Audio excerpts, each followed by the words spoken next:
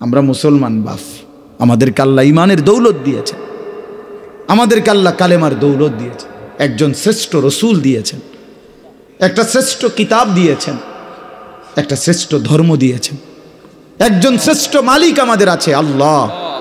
আমাদের 4টি জিনিস আমাদের কাছে আছে সর্বশ্রেষ্ঠ। আমরা ভাগ্যবান। আমাদের সর্বশ্রেষ্ঠ আল্লাহ, আমাদের রসুল সর্বশ্রেষ্ঠ, আমাদের কিতাব সর্বশ্রেষ্ঠ, আমাদের ধর্ম সর্বশ্রেষ্ঠ। 4টি সর্বশ্রেষ্ঠ নিয়ামত যার কাছে আছে, সে নষ্ট হবে কেন? সে চরিত্রহীন হবে কেন? সে গোমরা হবে কেন? পথ হারা হবে কেন? সে জাহান্নামী হবে কেন? তাইলে জান্নাত কার জন্য আল্লাহ বানাইলেন? আল্লাহ বলেন, বান্দা বলবেন, বিশ্বাস করেন, কোরআন শরীফে আছে, ফাবি আইয়ি হাদিসিন বাদাহু ইউমিনুন। আল্লাহ জিজ্ঞেস করেছে, বান্দা 23টা বছরে আমি 30 পারা কোরআন, আমার সর্বশ্রেষ্ঠ কথাগুলো নাজিল করলাম, এরপরে এর চাইতে দামি আর কোন কথা বললে, এর চাইতে দামি আর কোন কিতাব নাজিল করলে তুমি বান্দা আমার কথা বিশ্বাস করতা? কি বলবেন ভাই?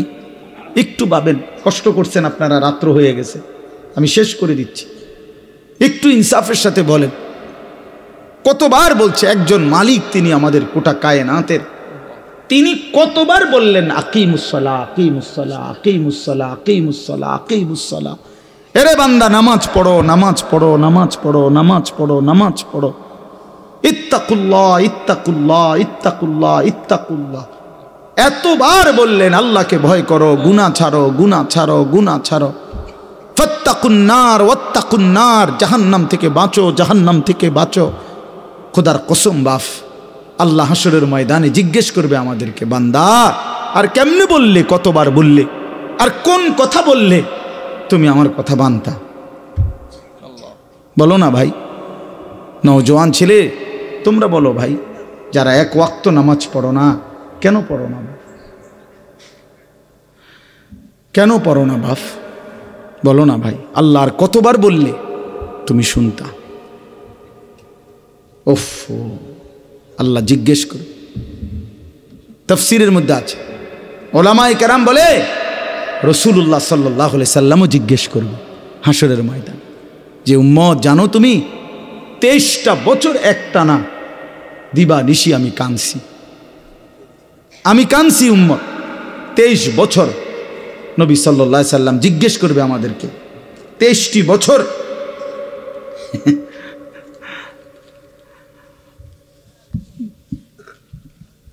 যিনি জিজ্ঞাসেন এই মাসালা, এটা তো আপনি সমাধান লিখছেন এখানে, কথা বুঝছেন না? এইটা যেটা আপনি যেটা বুঝছেন এইটাই উত্তর, বুঝছেন নি কথা?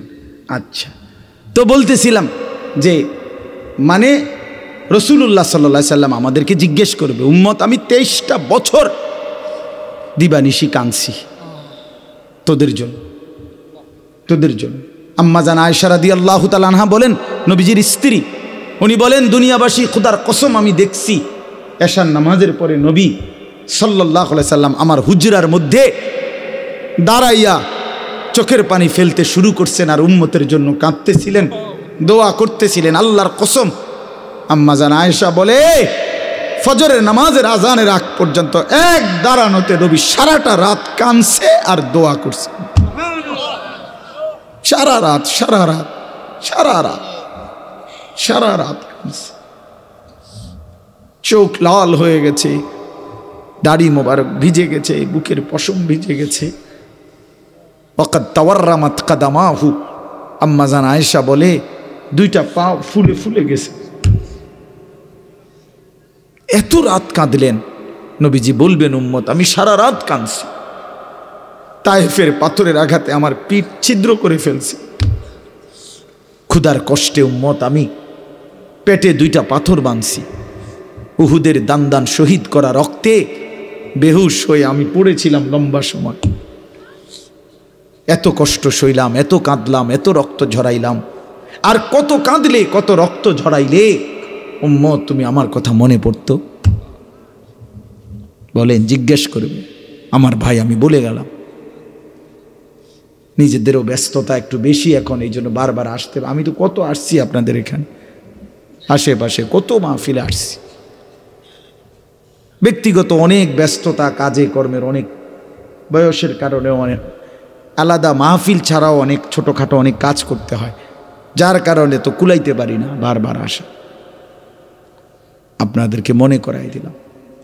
নবীজি জিজ্ঞেস করবে, উম্মত আমি আর কত কাঁদলে, কতবার আমি রক্ত ঝরাইলে আমার কথা মনে পড়ত, কতবার 30 বছর ধরে মিথ্যা বললা, কখনোই হারাম ছাড়লা না, আমার কথা মনে পড়ে নাই? কোরআন শরীফে আছে হযরত মুসা আলাইহিস সালামের সাথে আল্লাহ তাআলা প্রথম যখন তুর পাহাড়ে কথা বলতেছিলেন, তো প্রথমবারেই মুসা আলাইহিস সালামকে আল্লাহ তাআলা বলছেন, ইন্নী আনা রব্বুক ফখলা আনা আলাইক, যে মুসা আমি তোমার রব, আমি তোমার সাথে কথা বলবো, আমার ওয়াহি তোমার উপর এখন অবতীর্ণ হবে, তো আগে তুমি জুতা খুলে নাও, ফখলা আনা আলাইকা, তোমার জুতা খোলো। তো তাফসীরের মধ্যে লিখছে যে জুতা খুলতে বললেন কেন? আল্লাহর কথা শুনবার আদব এটা, নাই তো জুতা খোলার ওইখানে কোনো জরুরত ছিল না। এবং সবচেয়ে বড় কথা হলো তখন প্রচণ্ড ঠান্ডা ছিল, প্রচণ্ড শীত, এই পরিমাণ ঠান্ডা কুয়াশা ছিল যে মুসা আলাইহিস সালামের স্ত্রী সন্তান সম্ভবা ছিল, মানে গর্ভবতী, তো ওরা কাঁপতেছে শীতে। মুসা আলাইহিস সালাম রাস্তা হারায় ফেলছে, আবার শীতে ঠান্ডায় কাঁপতেছে। এই অবস্থায় মুসা আলাইহিস সালাম ওনার স্ত্রীকে বলছে যে পাহাড়ের এই উঁচু জায়গাটাতে মনে হয় যেন লাল আগুন জ্বলতেছে, মনে হয় সেখানে গেলে কিছু আগুন পাইতে পারি, আমি তোমার জন্য নিয়ে আসি, তুমি এখানে একটু দাঁড়াও, এতে আনলে তুমি আগুনের মধ্যে যদি একটু তাপ নাও তাইলে শীত কমে যাবে কিছুটা। এই যে না, আমরা গ্রাম অঞ্চলে ছোটোবেলাতে আমরাও মনে আছে যে প্রচণ্ড শীতের মধ্যে আমরা আগুন পোহাইতাম, আগুন জ্বালাইয়া। তো তাহলে বোঝা গেল প্রচণ্ড শীত, কুয়াশা, বরফ। এরপরেও আল্লাহ তাআলা হযরত মুসা আলাইহিস সালামকে এই ঠান্ডা শীতের মধ্যেও আগে বলছে, আগে কি করো, জুতা খোলো। অথচ তখন আরও মৌজা ফিন্দানো আছিল, ঠিক না? কিন্তু না, আগে বলছেন আগে জুতা খোলো। আনা আখতারতুকা, কোরআন শরীফে আছে যে আমি তোমাকে নির্বাচিত করেছি, বাছাই করেছি। ফাসতামি লিমা ইউহা, তুমি আমার ওয়াহি মনোযোগ দিয়ে শোনো। তাহলে আগে জুতা খোলা। এই জন্য বললাম দাঁড়ায় থাকলে তো জুতা পরে থাকতে হয়, ঠিক না? তো এটা আল্লাহর কথা, আল্লাহর কথা শুনবার জন্য আদব জরুরি, আদব জরুরি। হাদিসের মধ্যে আছে প্রিয় নবী সাল্লাল্লাহু আলাইহি ওয়াসাল্লাম বলছেন যে আল্লাহ তাআলা আমাকে সর্বোত্তম ইলম শিখিয়েছেন, সাথে সাথে আল্লাহ তাআলা আমাকে সর্বোত্তম আদব শিখিয়েছেন। আল্লামানি রব্বি ফাআহসানা তালিমি ওয়া আদ্দাবানি রব্বি ফাআহসানা তা'দীবি। আল্লাহ তাআলা আমাকে ইলমও শিখাইছেন সর্বোত্তম, আদবও শিখিয়েছেন সর্বোত্তম।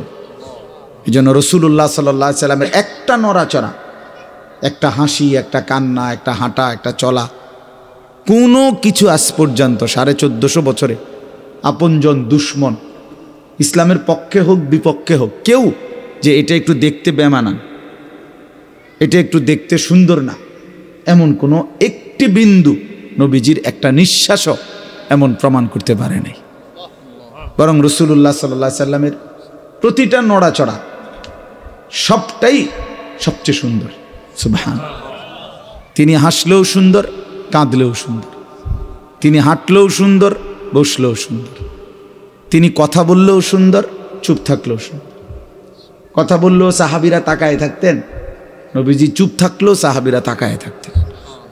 অনেক সাহাবী এমন ছিল যে শুধু আল্লাহর নবী সাল্লাল্লাহু আলাইহি সাল্লামের চেহারা মোবারকের দিকে তাকাইয়েই থাকতেন, তা আবার কোনো কথাবার্তা নাই, তো আবার চলে যাইতেন।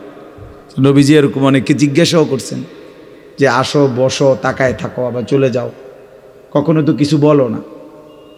তো বলতেন যে ইয়া রাসূলুল্লাহ, যখনই কোনো দুঃখ, বেদনা, পেরেশানি, অস্থিরতা হয় মনে, জিন্দিগিটা যখন কোনো অশান্তি লাগে, অস্থিরতা লাগে।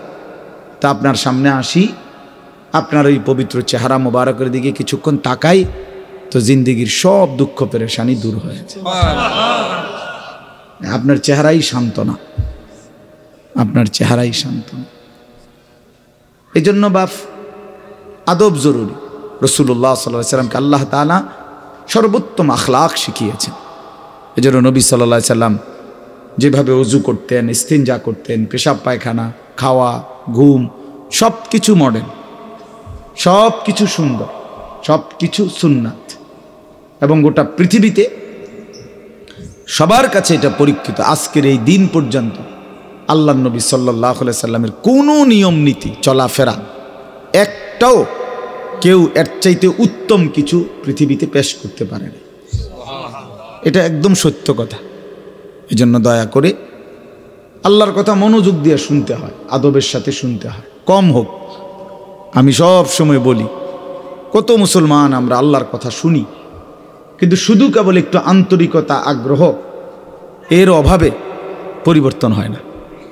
নাই তো বিশ্বাস করেন, আপনাদের এলাকার ওলামায়ে কেরাম, মসজিদের ইমাম সাহেব, জুমার নামাজের বয়ান, সব কিছুই গুরুত্বপূর্ণ, সকল কথাই আলেমরা বলে, কিন্তু হয় আপনি জিমাইছেন, নয় আপনি জুরাইছেন, নয় আপনি মনোযোগ দেন নাই, অথবা আপনি বুঝতেই চেষ্টা করেন না। ও মাইত্য না চাই, হুজুররা কত কথাই কয়, সব হুন্না কি আর চলন যাব না, এই কথা বলিয়া সবগুলোই ফেলাই দিছে। কথা বুঝছেন না? ও এত সব ধরলে কোনো অনকার যুগে আর চলা যাইতো না, এই কথা বলে কিছুই ধরে না, কোনোটাই মানে নাই, পুরা জিন্দিগিটাই খেয়াল খুশির মতো চলছে। ও আরেকজনের থেকে দেখছে, পথে ঘাটে, টেলিভিশনে, অথবা নিজের মনে যেটা মন চাইছে তাই করছে। আল্লাহ তাআলা কোরআনুল কারীমের মধ্যে বলছে, যে মানুষ তার মন মতো চলে, আল্লাহর কসম, কোরআনে আল্লাহ বলছে ওই মানুষ না, ওই জানোয়ার। সরাসরি কোরআনের আয়াত এটা। আল্লাহ তাআলা বলছে যে তার ইচ্ছা মতো চলে, আল্লাহর বিধান, রসুলের বিধান, কোনো কিছু যে তোয়াক্কা করে না, আমার মনে যা চায়, চুল এমন কেন, আমার মন চাইছে, এভাবে হাঁটো কেন, আমার মন চাইছে, এটা কি ধরনের জামা পরলা, আমার মন চাইছে, তুমি এভাবে দাঁড়াইয়া পেশাব করো কেন, আমার মন চাইছে, তুমি এখানে দাঁড়ায় আসো কেন, আমার মন চাইছে, তুমি এখন সারাক্ষণ ঘুমায় রাখছো সকালবেলা, আমার মন চাইছে। এই যে একটা মানসিকতা, আমার মনে যা চায় তাই করলাম। বিশ্বাস করেন ভাই, নওজোয়ান ছেলে তোমরাও বোঝো ভাই, এই জীবন জানোয়ারের জীবন, খোদার কসম, এটা জানোয়ারের জীবন, এটা মানুষের বাচ্চা না, এ জন্তু, জানোয়ার, হাইওয়ান, এ গরু ছাগলের জিন্দেগি। এই জন্য কোরআন শরীফ আল্লাহ বলছে, আর আইতা মান ইত্তাখাযা ইলাহাহু, যে তার নিজের মনের চাহিদাকেই নিজের খোদা বানিয়েছে। আল্লাহ বলেন, ইনহুম ইল্লা কাল আনআম, তাদের পরিচয় আর কিছুই নয়, শুধুই আনআম, চতুষ্পদ জন্তু। আপনি আপনার এলাকার যে কোনো হুজুর রেজি গান, যে আনআম অর্থ কি? চতুষ্পদ জন্তু, জানোয়ার, হাইওয়ান। এই জন্য আদব জরুরি, আল্লাহর কথা কমই শোনেন, মনোযোগ দিয়ে শোনেন, তাহলে দেখবেন আপনার মসজিদের ইমাম সাহেবের বয়ান দ্বারাই জিন্দিগি বদলায় গেছে। একবারে চাঁদের দেশের থেকে হুজুর আনতে হইব, মঙ্গল গ্রহ থেকে হুজুর আনতে হইব, এগুলো কোনো কথা না। আল্লাহর কথা যিনিই বলে, ছোট হোক, বড় হোক, স্থানীয় হোক, দূরের হোক, আল্লাহর কথা যিনিই বলে তিনিই দাম,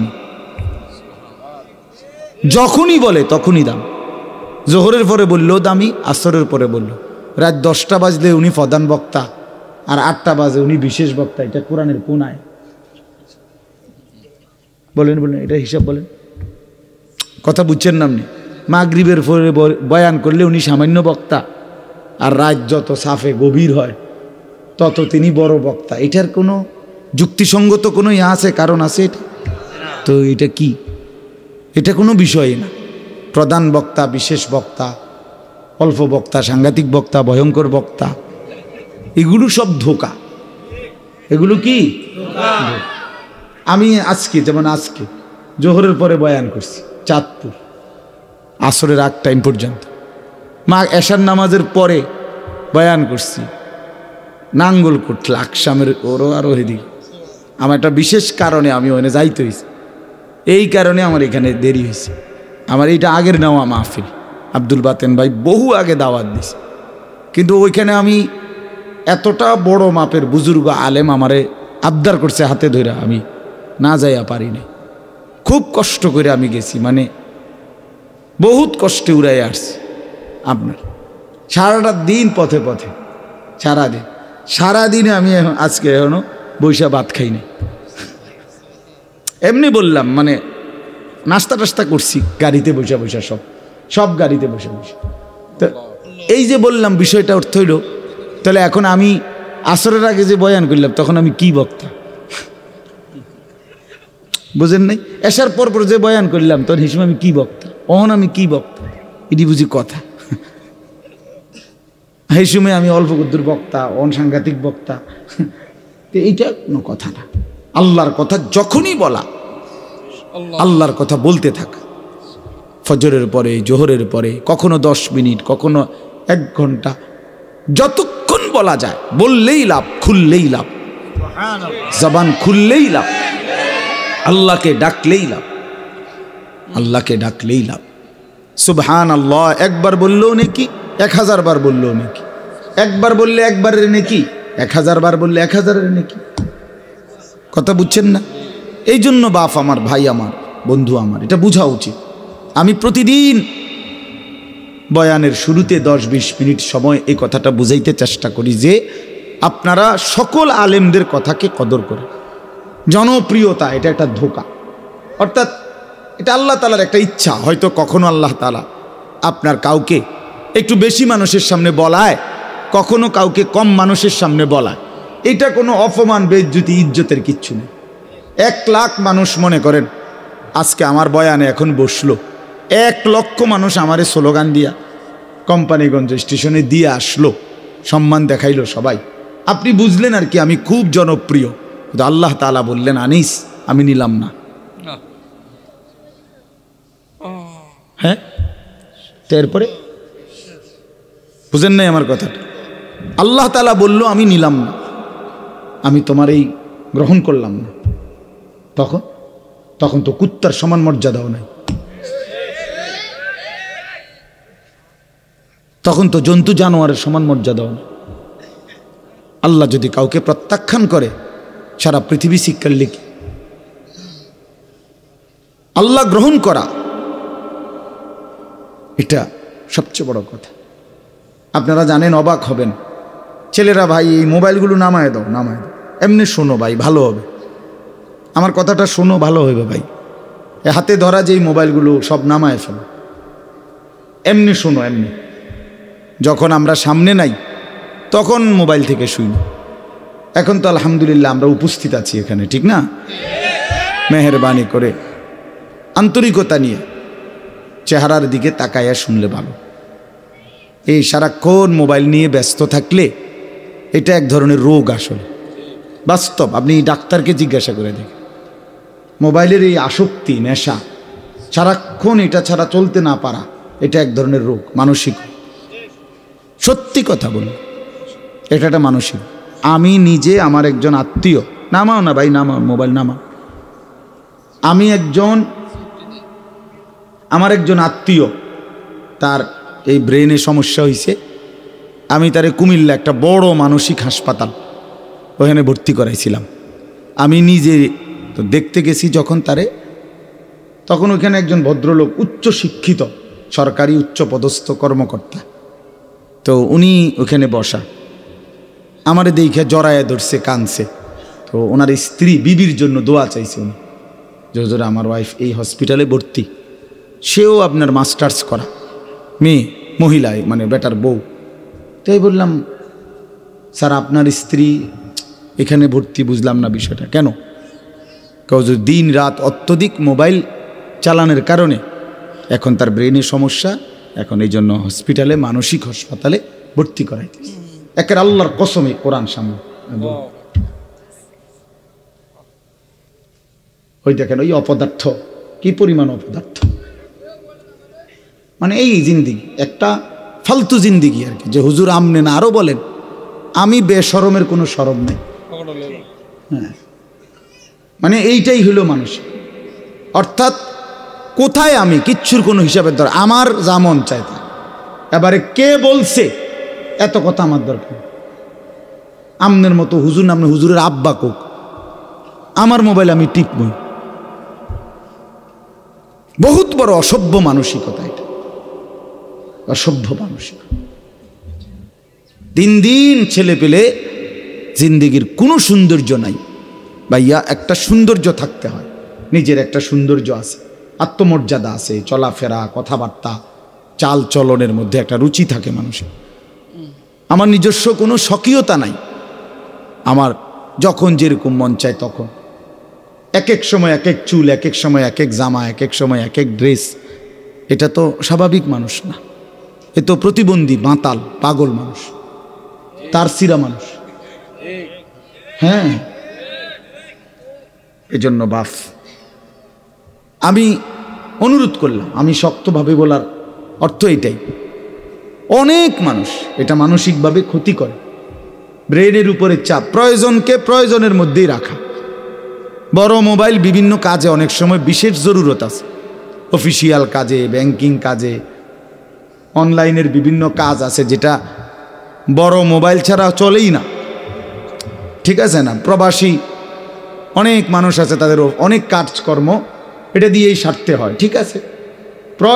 প্রয়োজনের মধ্যেই থাকুক, জরুরত তো জরুরতের মধ্যে, কিন্তু এটা বুঝি 24 ঘন্টা এটা জীবনের অংশ বানায় ফেলা, সারাদিন সারা রাত, এটা পাগলামি ছাড়া মাতলামি ছাড়া আর কিচ্ছু। এটা শেষ পর্যন্ত একদিন, আল্লাহর কসম আমি বললাম ছেলেরা, একদিন তোমার জীবনটা একটা শূন্য মরুভূমি বানায়া তোমারে ছেড়ে দিবে। বাস্তবতা এটা ভাই, জোরে বললো না, জোরে স্বাভাবিকভাবেই শোনো। ঠিক বলতে গিয়ে যদি আবার রসিকতা করো তো গুনাহ হবে। একজনে দুষ্টামি করে জোরে বললা ঠিক, আরেকজনে হাসি দিলা, তো তো মস্কারি করলা। আল্লাহর কথার সামনে কি করতে নাই? টিটকারি করতে নাই। আল্লাহর কথা তুচ্ছ তাচ্ছিল্য করা, ঈমান চলে যাওয়ার আশঙ্কা, বিপদ। আমি এত কিছু বললাম, এই জন্য খামখেয়ালির কোনো দরকার নেই।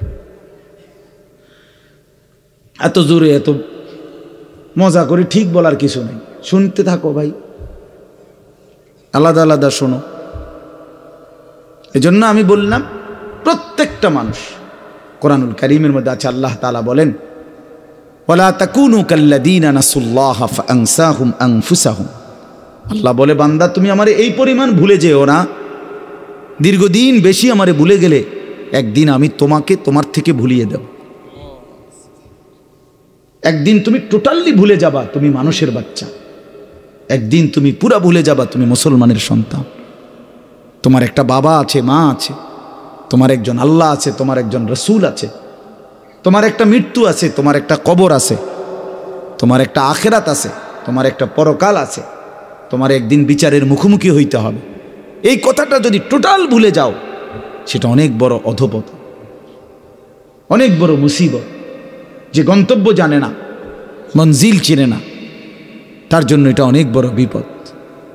কোনো বাসে যদি কেউ উঠে কন্ট্রাক্টর জিজ্ঞাসা করে কই নামবেন, সে যদি বলে আমার জানা নাই, আপনার তোমার মতো মন মতো একটা নামাই দিও, তো সে তো পাগল বলবে, তার পাগল বলবে না? নিশ্চিত বলবে তো এটা পাগল লোক, মাতা। এই জন্য দোস্ত আমার, আমরা কোথায় যাব এটা যদি আমাদের জানাই না থাকে, তো আমি তো সুস্থ না, আমি তো পাগল। কোরআনুল কারীম আল্লাহ তাআলা বারবার বলছে, বান্দা তুমি মনে রাখো কিন্তু আমার কাছে তোমাকে ফিরে আসতে হবে। আফা হাসিবতুম আন্নামা খালাকনাকুম আবাসান ওয়া আন্নাকুম ইলাইনা লা তুরজাউন। আল্লাহ তাআলা বলে, বান্দা তুমি কি এই ভেবেছো আমি তোমারে এমনি এমনি বানাইছি? আবাস মানে অনর্থক। আমি কি তোমাকে অনর্থক বানিয়েছি? কোনো উদ্দেশ্য নাই, কোনো উদ্দেশ্য নাই আমার, এমনি এমনি ছেড়ে দিলাম। ওয়া আন্নাকুম ইলাইনা লা তুরজাউন। আল্লাহ তাআলা বলে, বান্দা তুমি কি এই ভেবেছো যে তোমাকে আমার কাছে আসতে হবে না, ফিরতে হবে না? কি বলেন আপনারা, কি মনে করেন? বাবারা বলেন, কি মনে করেন? আল্লাহর কাছে ফিরতে হবে? আমাদেরকে আল্লাহ তাআলা বেহুদা বানাইছেন? তো এটা তো জিজ্ঞাসা করা উচিত, কেন বানাইলেন মালিক? কেন আসলাম পৃথিবীতে? আমি যা করছি এটাই কি আপনি চাচ্ছিলেন? আমাকে যাচ্ছি কোথায়? আমার প্রতিদিন যে মানুষগুলো মৃত্যুবরণ করলো তারা যা গেল কোথায়? আমি যাব কোথায়? সেখানে আমাকে কিছু বলবে কিনা, জিজ্ঞেস করবে কিনা? এটুকু বিবেক যদি দিমাগ না থাকে দোস্ত আমার, বাপ আমার, তো আমি মানুষ হইলাম কিভাবে? আমি মানুষ হইলাম কিভাবে? আমি একজন সুস্থ মানুষ হলাম কিভাবে? আমি তো জন্তু জানোয়ার না, আমি তো কুকুর বিড়াল না যে খাইলাম আর ঘুমাইলাম, গরু ছাগল না। কোরআনে আল্লাহ বারবার বলছে, বান্দা কুল ইন্নাল মাউতাল্লাযী তাফিররুনা মিনহু ফাইন্নাহু মুলাকীকুম সুম্মা তুরাদ্দুনা ইলা আলিমিল গায়বি ওয়াশ শাহাদা। আল্লাহ বলে, বন্ধু আপনি আমার বান্দাদের সকলকে বলে দেন, দুনিয়াবাসী, মৃত্যু থেকে তোমরা যেখানেই পলায়ন করো না কেন, মৃত্যু নিজেই তোমাদের সাথে সাক্ষাৎ করবে। সুম্মা তুরাদ্দুনা ইলা আলিমিল গায়বি ওয়াশ শাহাদা, অতঃপর তোমাদের সকলকে প্রকাশ্য এবং গোপন সব জানেন যেই সত্তা মহান আল্লাহ, তার কাছেই ফেরত আনা। তিনি কে? আল্লাহ। ফায়ুনাব্বিউকুম বিমা কুনতুম তা'মালুন, অতঃপর আল্লাহই তোমাদেরকে শোনাবেন, জানাবেন তোমরা তোমাদের পুরা জিন্দেগিতে কি কি করেছে। এইভাবে বহু আয়াত ইলাল্লাহি মারজিউকুম জামিআন। আল্লাহ বলে তোমাদের সকলকে আমি আল্লাহর কাছে ফিরতে হবে। ইলাইহি তুরজাউন, ইলাইহিল মাসির, ইলাইয়াল মাসির, এভাবে বারবার আল্লাহ কোরআন। বান্দা ফিরতে হবে, আসতে হবে, আমার কাছে আসতেই হবে। আমার শায়েখ আল্লামা মুফতি মুশতাকুর নবী সাহেব বলে, আল্লাহ তাআলা ছাড় দেয়, ছেড়ে দেয় না। যেই ছেলে গুড্ডি উড়ায় সে সুতা ছাড়ে, নাটাই ছাড়ে না। নাটাই বোঝেন না, যেটার মধ্যে সুতা, হ্যাঁ এইটা নাটাই, হাতে যেটা থাকে আর কি। তো সুতা তো ছাড়তে ঘুড়ি অনেক উপরে চলে গেছে, কিন্তু ছেলেটা নাটাই তো ছাড়ে না, নাটাই ছাড়ে। তো আল্লাহ তাআলা বলে, বান্দা 60 বছর, 50 বছর, 70 বছর, 30 বছর, 100 বছরের সুতা তো আমি ছেড়ে দিছি, কিন্তু নাটাই ছাড়ি নাই।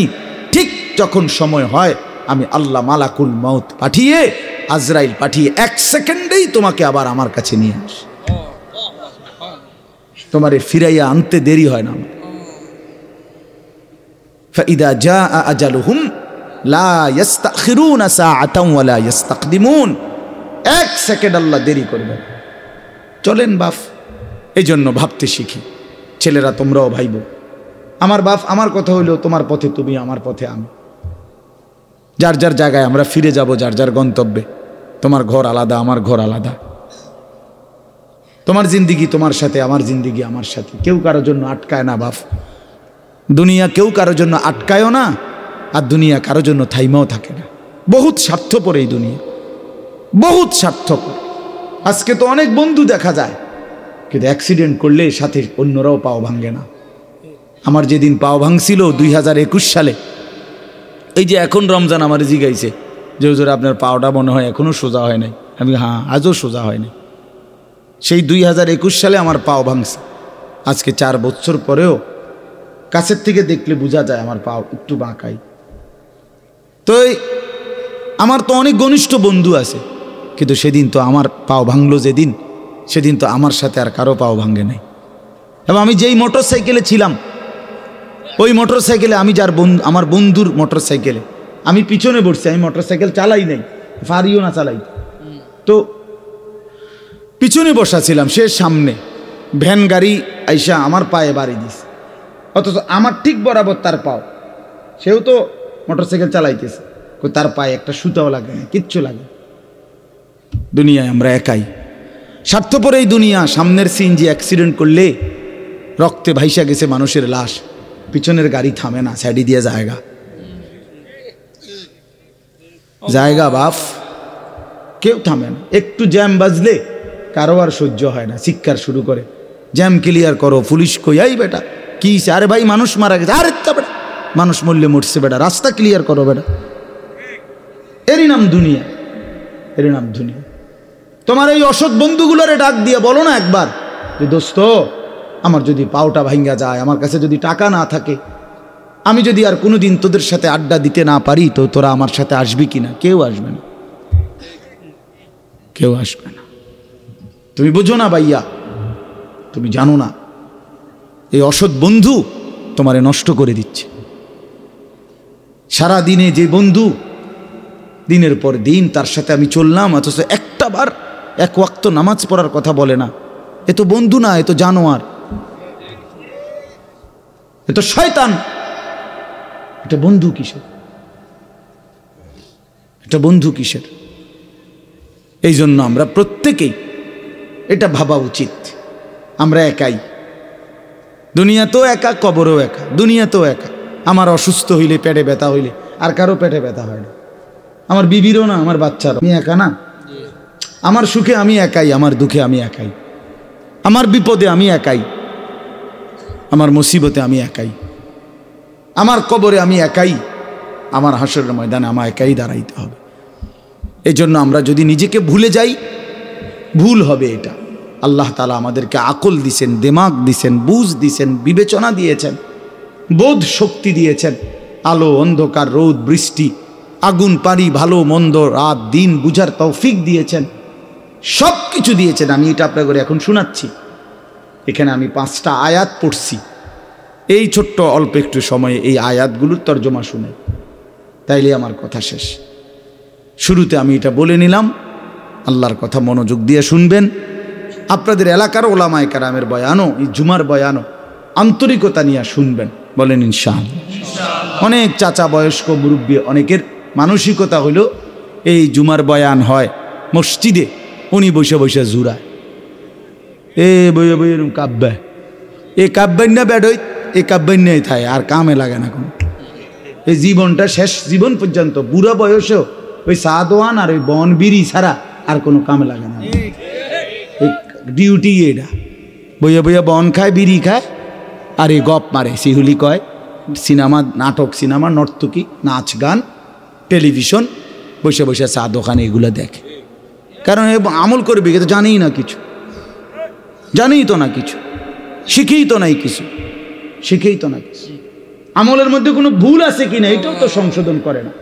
100 দানার তসবি পড়ে ফেলছে 1 মিনিটে। এটা কি তসবি পড়লো? মিনিটের মধ্যে, মিনিট মেশিনে সুবহানাল্লাহ, আলহামদুলিল্লাহ, আল্লাহ, এটা কিতা? এগুলো কি? আপনি জিজ্ঞাসা করেন, এখন একজন আলেম জিজ্ঞাসা করেন, পৃথিবীর কোন আউলিয়া বুজুর্গকে জিজ্ঞাসা করেন যে এটা তাসবিহ কিনা? এটা মোটেই তাসবিহ না, কোনোদিনও না। ইসলামে রাসূলুল্লাহ সাল্লাল্লাহু আলাইহি ওয়াসাল্লাম জীবনে কোনোদিন বলে নাই যে উম্মত তাসবিহ যত তাড়াতাড়ি শেষ করতে পারবা তত নেকি, নামাজ যত তাড়াতাড়ি শেষ করতে পারবা তত নেকি, তারাবি যত তাড়াতাড়ি শেষ করতে পারবা তত নেকি। আল্লাহর কোরআন, রাসূলের হাদিস, কোন আউলিয়া, কোন পীর মাশায়েখ, কোন উলামা, কোন পীর বুজুর্গ, কোন ফকিহ, মুফতি, মুহাদ্দিস, ইমাম, আলেম কেউ কোনোদিন বলে নাই।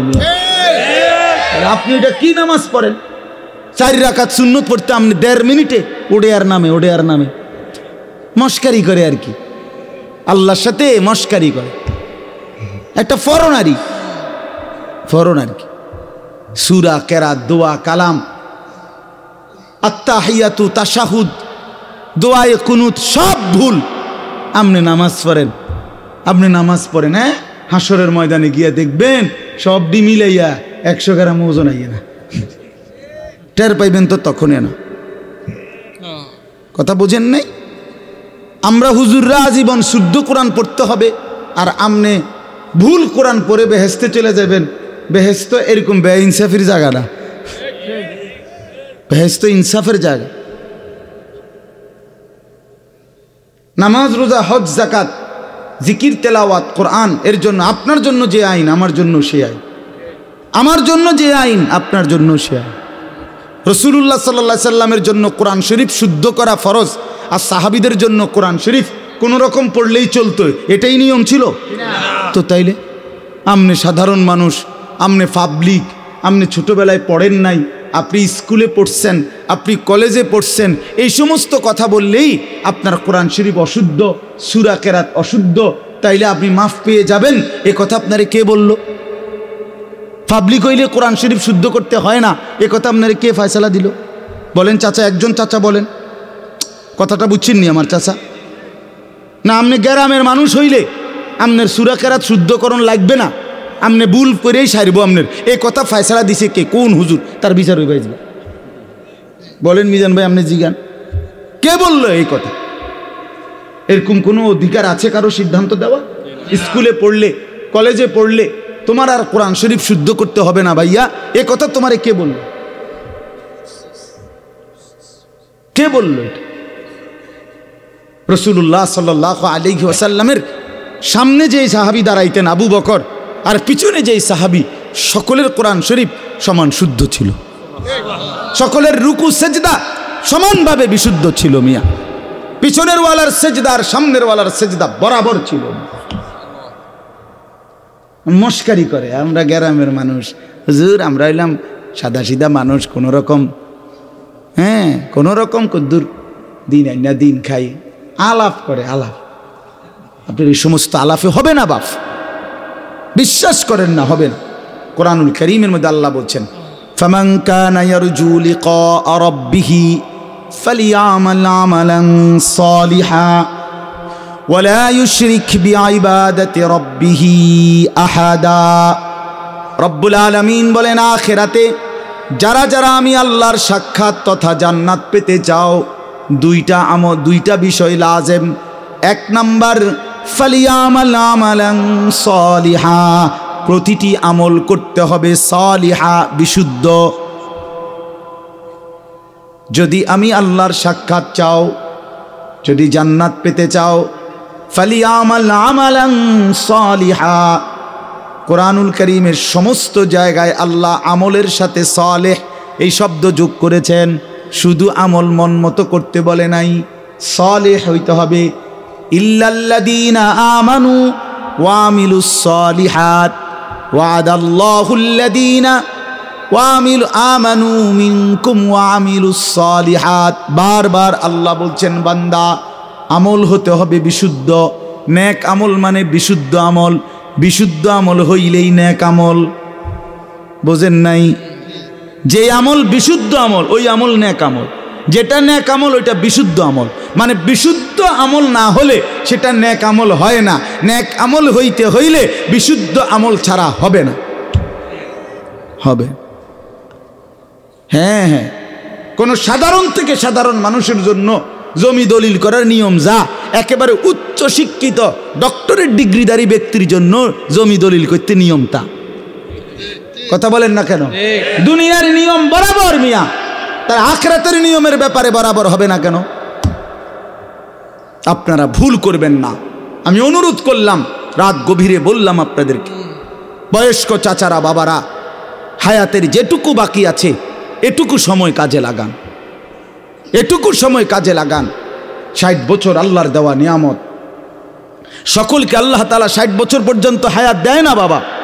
কোরআন শরীফে আছে, আল্লাহ বলেন, অমিনকুম মান ইউতাওয়াফা মিন ক্বাবলু, অগণিত লোককেই আমি আল্লাহ বৃদ্ধ পর্যন্ত পৌঁছবার আগে আগেই মৃত্যু দিয়ে থাকি। হযরত ইবনুল জাওজি একজন বিশ্ববিখ্যাত মুহাদ্দিস আলেম ছিলেন। তিনি বলছেন, ইবনুল জাওজি তিনি যুবকদেরকে লক্ষ্য করে বলছেন, হে যুবক, তোমরা প্রত্যেকেই নিজ নিজ মহল্লার আশেপাশে হিসাব করে দেখো তোমার সমবয়সী কিশোর যুবক কতজন আর সমপরিমাণ বৃদ্ধ কতজন।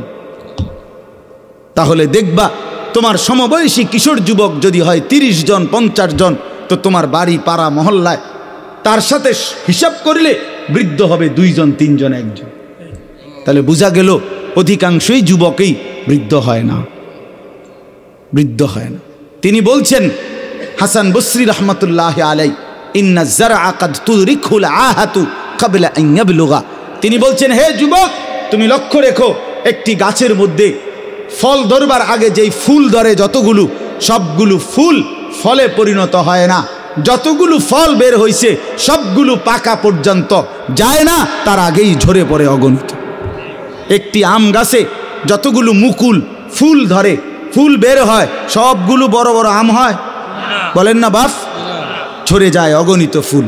এরপরে যেগুলো আম হয় ছোট ছোট, তো সবগুলো ছোট্ট আম বড় হইয়া পাকা পর্যন্ত পূর্ণ হয় না, ঝরেই যায় বেশি, থাকে কয়টা? অল্প। এজন্য মানুষের হায়াতে বৃদ্ধে পৌঁছবার আগে আগেই ঝরে যায় বেশি, কবরে চলে যায় বেশি। এটাই সত্য, এটাই বাস্তবতা। প্রত্যেক বাড়িতে বাড়িতে আছে। মানুষ বলে যে এই চাচা, এই দাদা আমগো বাড়ির মধ্যে হুজুর আর এই শেষ মুরব্বী, ঠিক কিনা বলেন না?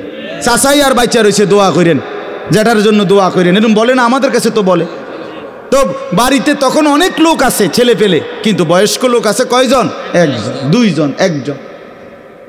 এই জন্য যুবক অনেক নওজোয়ান বর্ষ ভাইয়া, আমি অনুরোধ করলাম, দোস্ত আমার, বন্ধু আমার, নিজেরে নষ্ট করে দিও না বাপ, নিজেরে নষ্ট করে দিও না।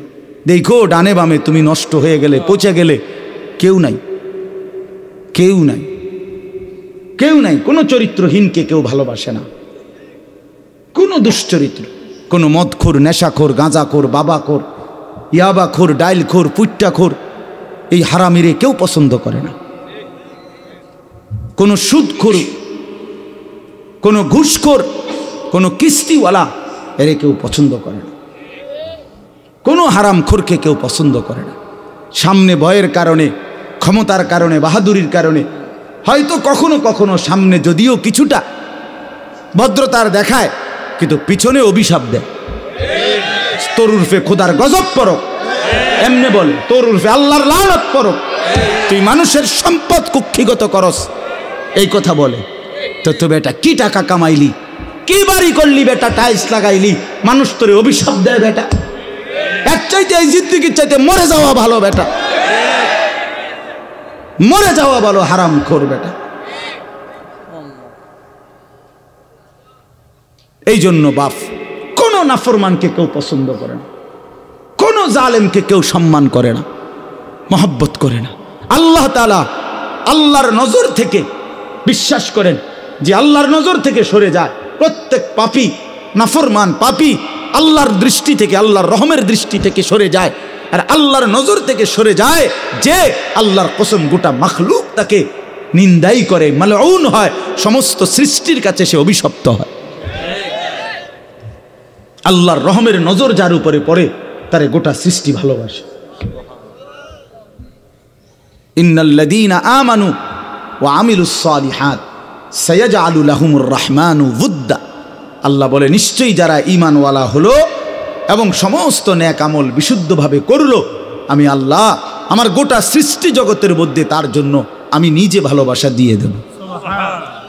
ভালোবাসা দিয়ে, ভালোবাসা জোর করে আদায় করতে হয় না, মহব্বত আল্লাহর পক্ষ থেকে। মহব্বত আপনাদের সাথে আমাদের ভালোবাসা আল্লাহর পক্ষ থেকে, ঠিক কিনা বলেন না কেন? আল্লাহর পক্ষ থেকে, আল্লাহর পক্ষ থেকে, আল্লাহর পক্ষ থেকে। আপনাদের কারোর সাথে আমাদের কারো কোনো লেনদেন নেই, আমার কোনো লেনদেন নাই আপনাদের সাথে, আর্থিক কোনো লেনদেন নাই। এখানে একজন লোকের সাথে আছে কোনো লেনদেন, কিন্তু মহব্বত আছে, ঠিক কিনা বলেন? আছে না মহব্বত? এই ভালোবাসা আল্লাহর জন্য, এই ভালোবাসা আসমানওয়ালার পক্ষ থেকে, আসমানওয়ালার পক্ষ থেকে। আল্লাহ আমাদেরকে উত্তমভাবে বুঝবার তৌফিক দান করে। চলেন এই আয়াতগুলোর তর্জমা শুনাই, তাইলে এই কথা শেষ। এই সূরাটার নাম হলো সূরা দাহার। দাহার কোরআনুল কারীমের 29 নম্বর পারা, 76 নম্বর সূরা কোরআনুল কারীমের। এই সূরার মধ্যে মোট 30টা আয়াত, আমি মাত্র 5টা আয়াত পড়ছি। অল্প একটু সময়ে 5টা আয়াতের সংক্ষিপ্ত তর্জমা শুনাই ইনশাআল্লাহ, তাইলে আমাদের কথা শেষ হবে। আগে একটা কথা শুধু আমরা বুঝি, একসাথে আমি মুখে বলে নেই, তাহলে তর্জমা করলে সহজ হয়ে যাবে ইনশাআল্লাহ। সূরাটার নাম হলো সূরা দাহার। দাহার মানে হলো যুগ। আমরা যে বলি যুগ যুগ ধরে, এই যুগ, এই যুগ বলে আর কি, সময়ের একটা অংশকে কি বলে? যুগ বলে। এই যুগ দাহার। এই সূরাটার 30টা আয়াত। এই সূরাটার একটা বৈশিষ্ট্য হলো, কোরআনুল কারীমের এই সূরাটার মধ্যে, পুরা কোরআনের মধ্যেই আল্লাহ তাআলা জান্নাতের অনেক বর্ণনা দিছেন। একটু আগে আমি আইসা শুনতেছিলাম, মৌলানা আব্দুল হক ভাই শেষ যে অংশ কথা বলতেছেন জান্নাতের কথাই বলতেছিলেন, জান্নাতের তেলাওয়াতের কথা বলতেছিলেন, ঠিক না? হ্যাঁ, হযরত দাউদ আলাইহিস সালামের কণ্ঠে তেলাওয়াত। আচ্ছা, কি মজাটা হবে না? কি মজাটা! আল্লাহু আকবার, আল্লাহ। ৭০,০০০ বছর এক টানা হযরত দাউদ আলাইহিস সালাম তেলাওয়াত করেন। ৭০,০০০ বছর। এই ৭০,০০০ বছর জান্নাতীরা সব ভুইলা শুধু ওনার তেলাওয়াত শুনে। আল্লাহু আকবার। এরপরে থামবে, তো এরপরে আল্লাহ তাআলা আমাদের প্রিয় নবী, ছেলেরা তোমরা এই যে তোমরা যে ফাজলামি করতেছো এখানে বইসা, এই বেটা আহাম্মক কোথাকার, নামো এখান থেকে বেটা, অপদার্থ বেটা, এতটুকু আক্কল নাই বেটা, নামো এখান থেকে, নামো। তোমার বাপ দাদার সমান মানুষ এখানে বসা আছে বেটা, আহাম্মক বেটা। আখলাক শিখবে কখন ছেলেরা বলেন মিয়া? মুসলমানের বাচ্চা ন্যূনতম আখলাকও যদি না শিখে জীবনে আমাদের হলোটা কি? তাইলে আবার বলে কতগুলো খাট পালং আর সোফা আর কতগুলো ফার্নিচার আর কাচের প্লেট নুনের বাড়ির হিসাব দিয়া কবরে চলে যাচ্ছেন। জীবন মানে কতকটা ঘর করছে, জিন্দিগি মানে একটা বিল্ডিং করে দিছে, জিন্দিগি মানে এক সেট খাট বানাইয়া সোফা বানাইয়া দিছে। খালাস ৬০ বছর জীবনের ব্যয় করছে এই একটা কামে, এতটুকুই জীবন মিয়া। সন্তান যদি আখলাক না শিখে, স্ত্রী যদি পর্দানশীল না হয়, ছেলেটা যদি নামাজি না হয়, মেয়েটা যদি পর্দানশীল না হয়, খাট পালং আর এই সোফা ফার্নিচার দিয়া হবে কি মিয়া? কি হবে মিয়া? 10 বছরের ব্যবধানে, 20 বছরের ব্যবধানে একটা ফার্নিচারও আমনে মইরা 20 বছর পরে কবর থেকে উঠা আমনের ঘরে আইসা ঢুইকা দেখেন আমনের আমলের বানানো কিচ্ছু নাই, কিচ্ছু নাই। আমার দাদা 10 গ্রামের মধ্যে জমিওয়ালা ছিলেন। আমার দাদার ফসলের জমি ছিল অনেক, হালের বলদ গরু ছিল অনেক। আমার দাদা সম্পদশালী ছিল, আমার দাদার বিরাট বাড়ি ছিল। দাদা মৃত্যুর 12 বছর গোনা, 12 বছর পরে আমি আমার জ্যাঠা, আপন বড় জ্যাঠারে বলছিলাম একদিন, জ্যাঠা আমার দাদার রেখে যাওয়া স্মৃতি হিসাবে বাড়িতে আমার দেখাইবার মতো কিছু আছে কিনা, একটা নুনের বাটি বা কাচের প্লেট বা কিছু একটা আমার কুদ্দুরি দেখা। আমার জ্যাঠা কাঁইদা দিছিল, কাঁইদা বলছিল, ভাতিজা তোরে দেখাইবার মতো কোনো কিছুই আমার বাবার স্মৃতি আমার কাছে নাই। মাত্র 12 বছর, এর নাম দুনিয়া মিয়া। ধোকার এই দুনিয়ায় কিচ্ছু রাখে না, কিচ্ছু রাখে না। শুধু শুধু মুসলমান আমরা, ছেলের নজর নাই, মেয়ের নজর নাই, মা কি করে না করে পোলা ফাইন, হেবড়া হেবড়া পয়সা কামায়, হেবড়া শুধু ঘরে বানায়, হেবড়া শুধু ফার্নিচারে কেনে, আর পোলা অমানুষ, মেয়ে অমানুষ। 365 দিনে খোদার একটা বছরে কোনোদিন ফজরের নামাজ পড়ে না। এত বড় জানোয়ার মুসলমানের ঘরে ঘুমায় কেমনে বেটা? তার যদি বাপ থাকে, তার যদি মা বাইচা থাকে, যদি মা বাইচা থাকে, যদি বাপ বাইচা থাকে, এই সন্তান এত বড় জানোয়ার হইল কেমনে? তুই কোন মার ঘরে জন্ম নিলি না ফরমান? তুই কোন বাপের ঘরে জন্ম নিলি? তুই কোনদিন ফজরের নামাজ পড়স না হাইওয়ান? তুই পৃথিবীতে আসলি কেন?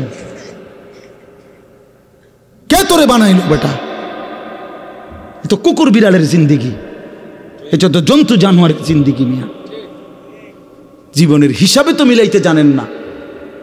ভাতের থালা কতুড়ি ভাত খাইতে এলিস ভালো, খাইয়া পড়িয়া ভালো আছে, খাইয়া পড়িয়া মানুষ ভালো থাকে না। ভালো থাকা হয় ইমানে আমলে, নামাজে রোজায় ইবাদতে আমলে ভালো থাকে। খাইয়া পড়িয়া ভালো থাকার কিছু নাই। খাইয়া পড়িয়া আমরা চাইতে জন্তু জানোয়ার আরো বেশি খায়। একটি হাতি একদিনে 250 কেজি খাবার খায়, গবেষকদের কথা।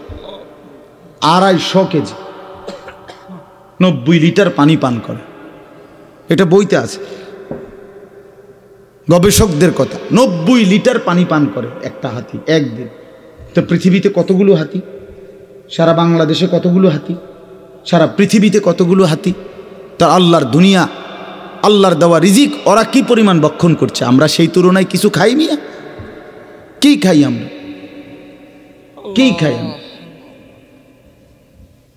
এই জন্য দয়া করে রাগ হইয়েন না, বুঝাইতে চাইলাম।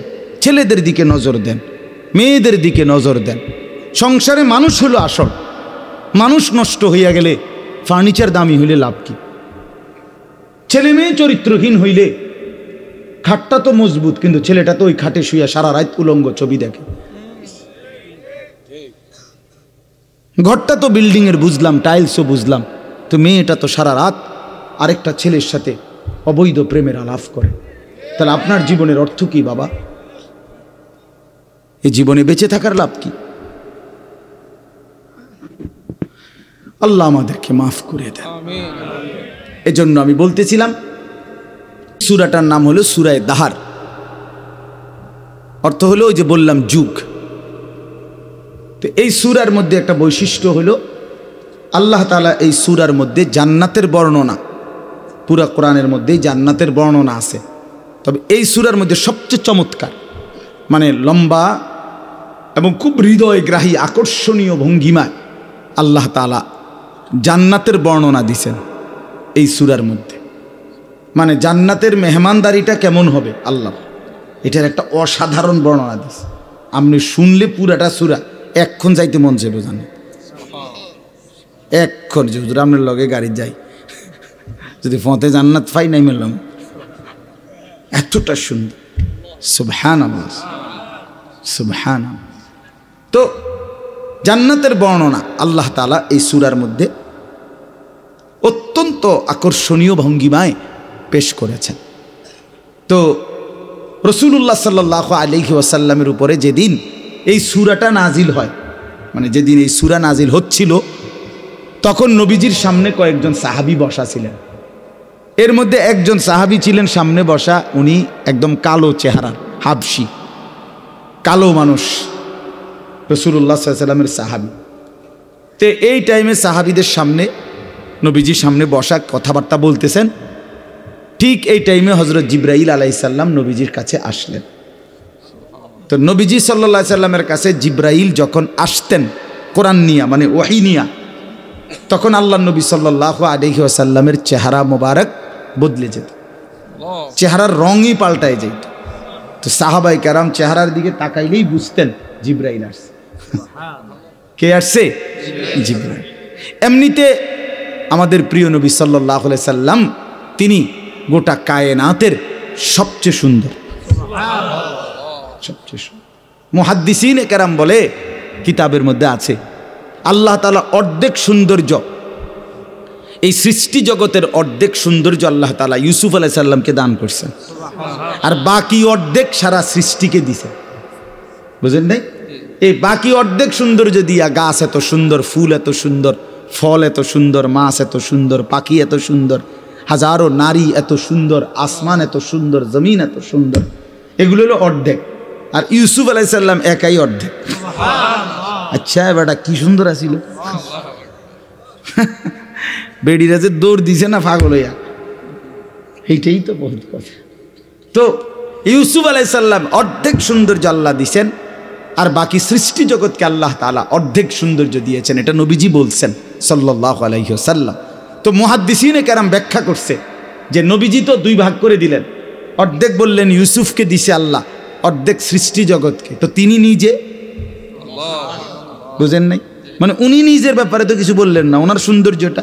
তো মুহাদ্দিসিনে কেরাম বলেন এর দ্বারা এটাই প্রমাণ করলেন, বিনয়ের কারণে, তাওয়াজুর কারণে নিজেরটা তো বলেন নাই, বুঝাইতে চাইলেন উম্মত আল্লাহ তাআলা অর্ধেক ইউসুফকে দিয়েছেন, অর্ধেক গোটা সৃষ্টিকে দিয়েছেন, একা বন্ধু মুহাম্মদকে পুরাটাই দিয়েছেন,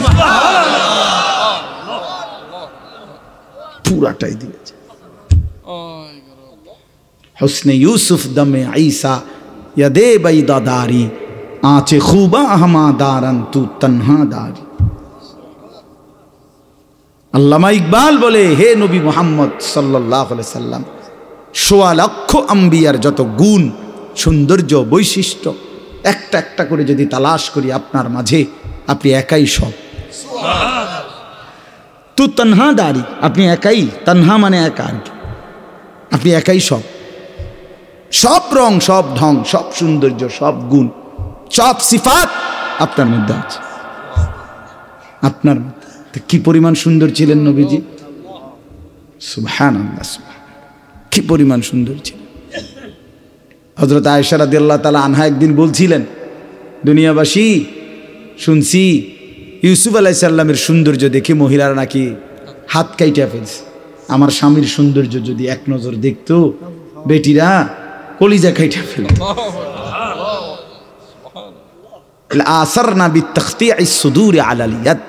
তাহলে ওই নারীরা হাতের বদলে নিজেদের কলিজা কাইটা ফেলত, জান দিয়ে ফেলত, জান।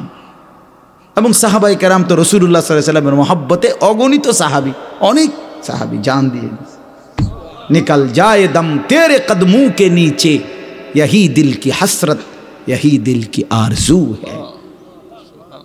हाँ, সাহাবায়ে কেরামের মানসিকতাই ছিল যে হে প্রিয় বন্ধু, হে প্রিয় নবী, আপনার কদমের নিচে জীবন দিয়ে দিলাম। এটাই দিলের তামান্না ছিল, এটাই দিলের আফসোস ছিল, আফসোস ছিল।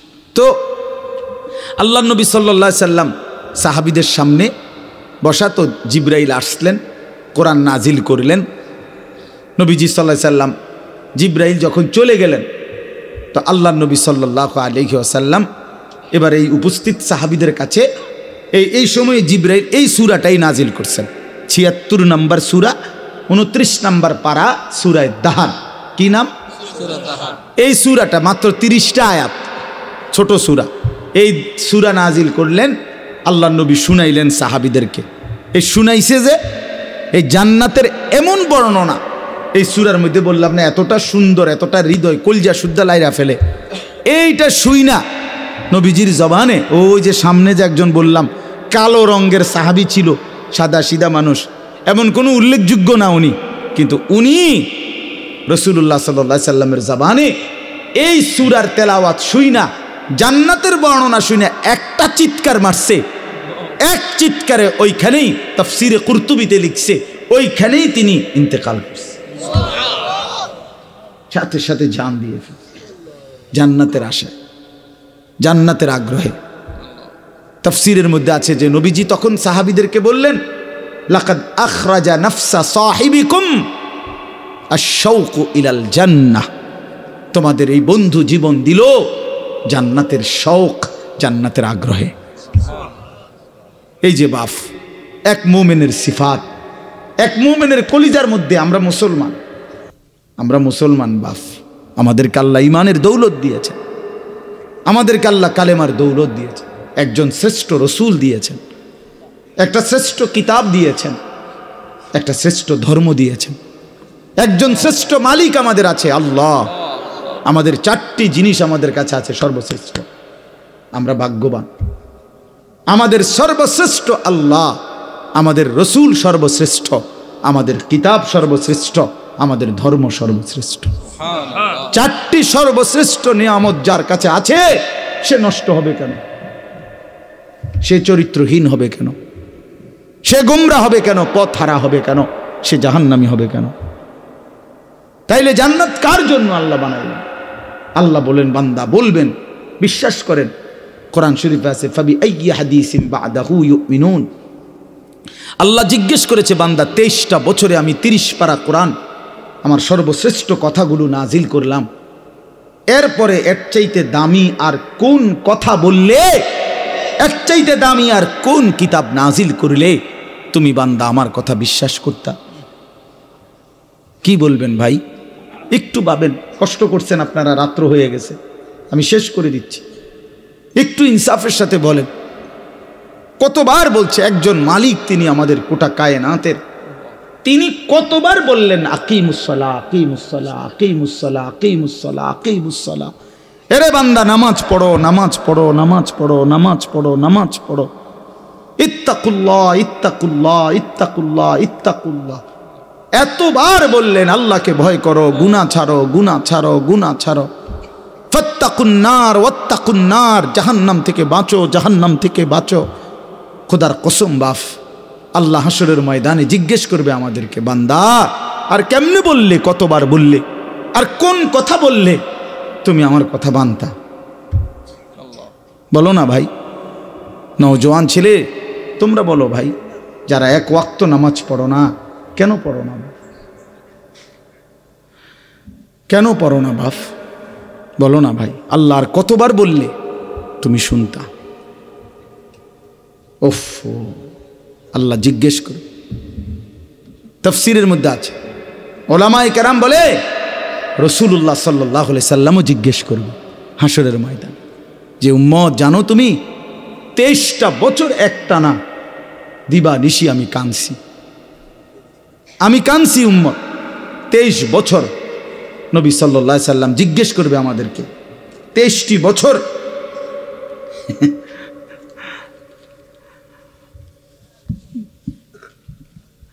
যিনি জিজ্ঞাসেন এই মাসালা, এটা তো আপনি সমাধান লিখছেন এখানে, কথা বুঝছেন না? এইটা যেটা আপনি যেটা বুঝছেন এইটাই উত্তর, বুঝছেন নি কথা?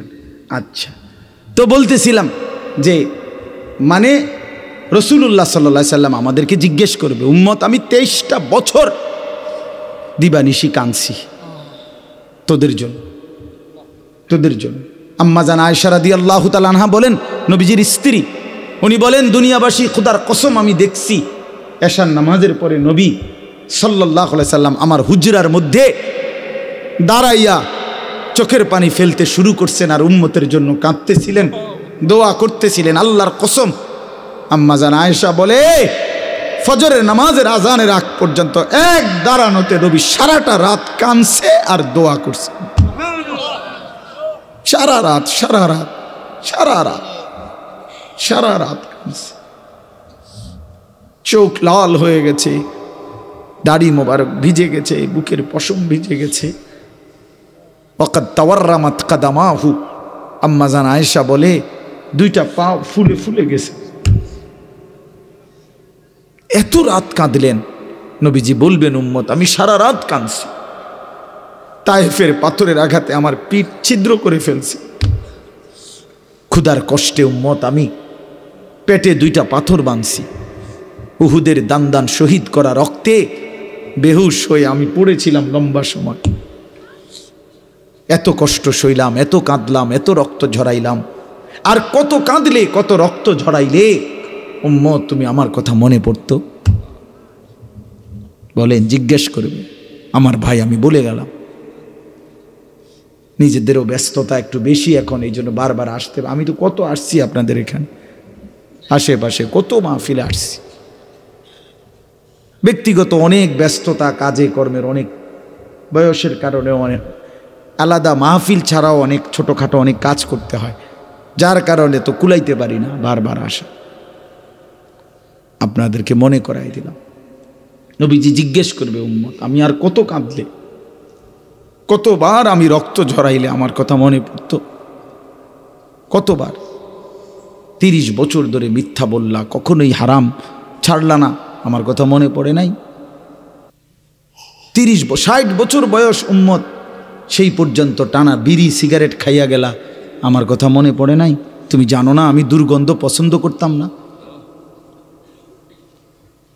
আজীবন ব্রাশ করে গেলা, কোনো দিন মেসওয়াক করার কথা মনে পড়লো না? সারা জীবন ডাইনিং টেবিলে খাইয়া গেলা, কোনো দিন দস্তরখানের কথা মনে পড়লো না? 30 বছর ধরে উম্মত দিবানিশি প্রতিনিয়ত দাড়ি কাইটা গেলা, এইভাবে যে বারবার দাড়ি কাটলা, আমার কথা কখনোই মনে পড়ে নাই?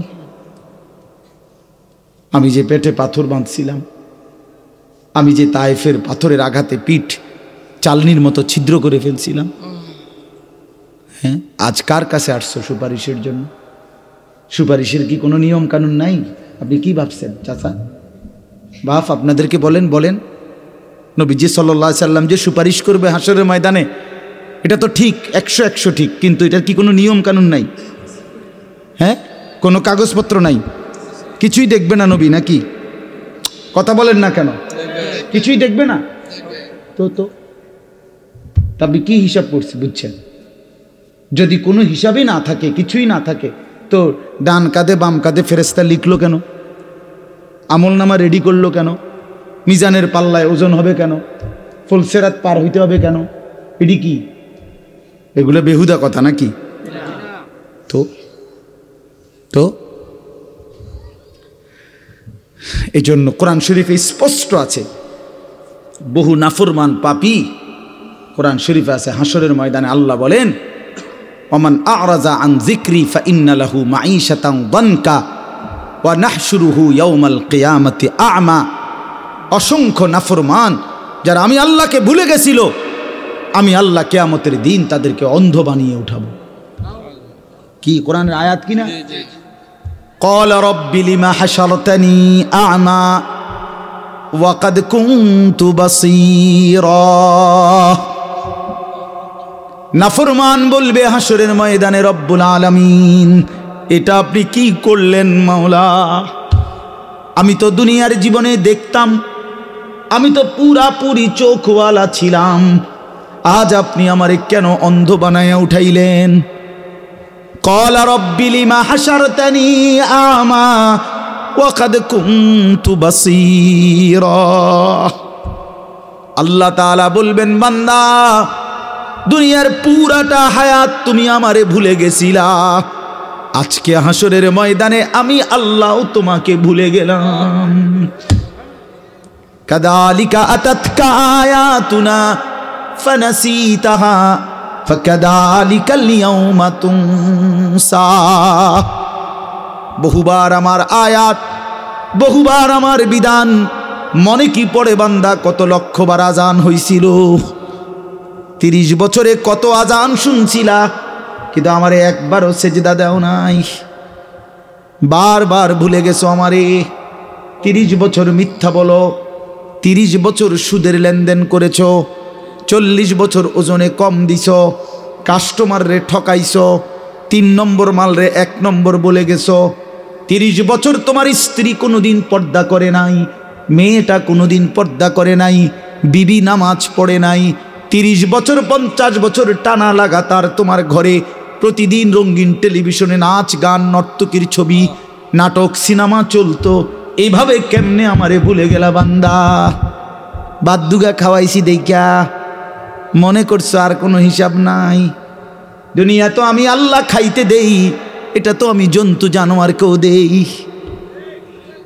কুলু ওয়া তামাত্তাউ কালিলান ইন্নাকুম মুজরিমুন। আল্লাহ প্রত্যেক নাফরমানকে ডাক দিয়ে বলে, নাফরমান অল্প সময়ের জন্য আমার দুনিয়া খাও, ওয়া তামাত্তাউ ভোগ করো, তবে মনে রাখো ইন্নাকুম মুজরিমুন, তুমি কিন্তু পাপী। সকালে 8টায় নাফরমান নাস্তা খাইতে বসছো, আল্লাহ বলে খাও, অসুবিধা নাই, বাধা দেব না, বান্দা খাও, কিন্তু মনে রাখিস বেঈমান ফজরের নামাজ পড়ো নাই। এটা শুধু মনে রাখো, পরে হবে, এখন খাও। রাতের 10টা বাজে নাফরমান খাইতে বসলা, আল্লাহ ডাক দিয়ে বলে, বান্দা খাও, অসুবিধা নাই, দুনিয়া এটা আমি কুত্তারেও খাওয়াই, দুনিয়া আমি কুত্তারেও খাওয়াই, তোরে খাওয়াবো না কেন বেটা? খা, ঠিক আছে খা, শুধু মনে রাখবি বেঈমান এশার নামাজ পড়ো নাই, হিসাব রাখছি। হ্যাঁ, ইন্নাকুম মুজরিমুন। আমি একটা ছোট্ট উদাহরণ দিলে বুঝবেন, মজার উদাহরণ। আমি কয়দিন আগে একটা জিনিস কিনছি এক লোকের থেকে 100 টাকা দামে। বেটায় কইছে 100 টাকা, আমি বলছি 80 টাকা দিবেন। হে কইছে রাজি হইছে। আমি 100 টাকা মালটা আমারে দিছে, 100 টাকার নোট দিছি। এবারে হেবাটা আমারে 20 টাকা দেয় না, ফেরত দেয় না আর কি।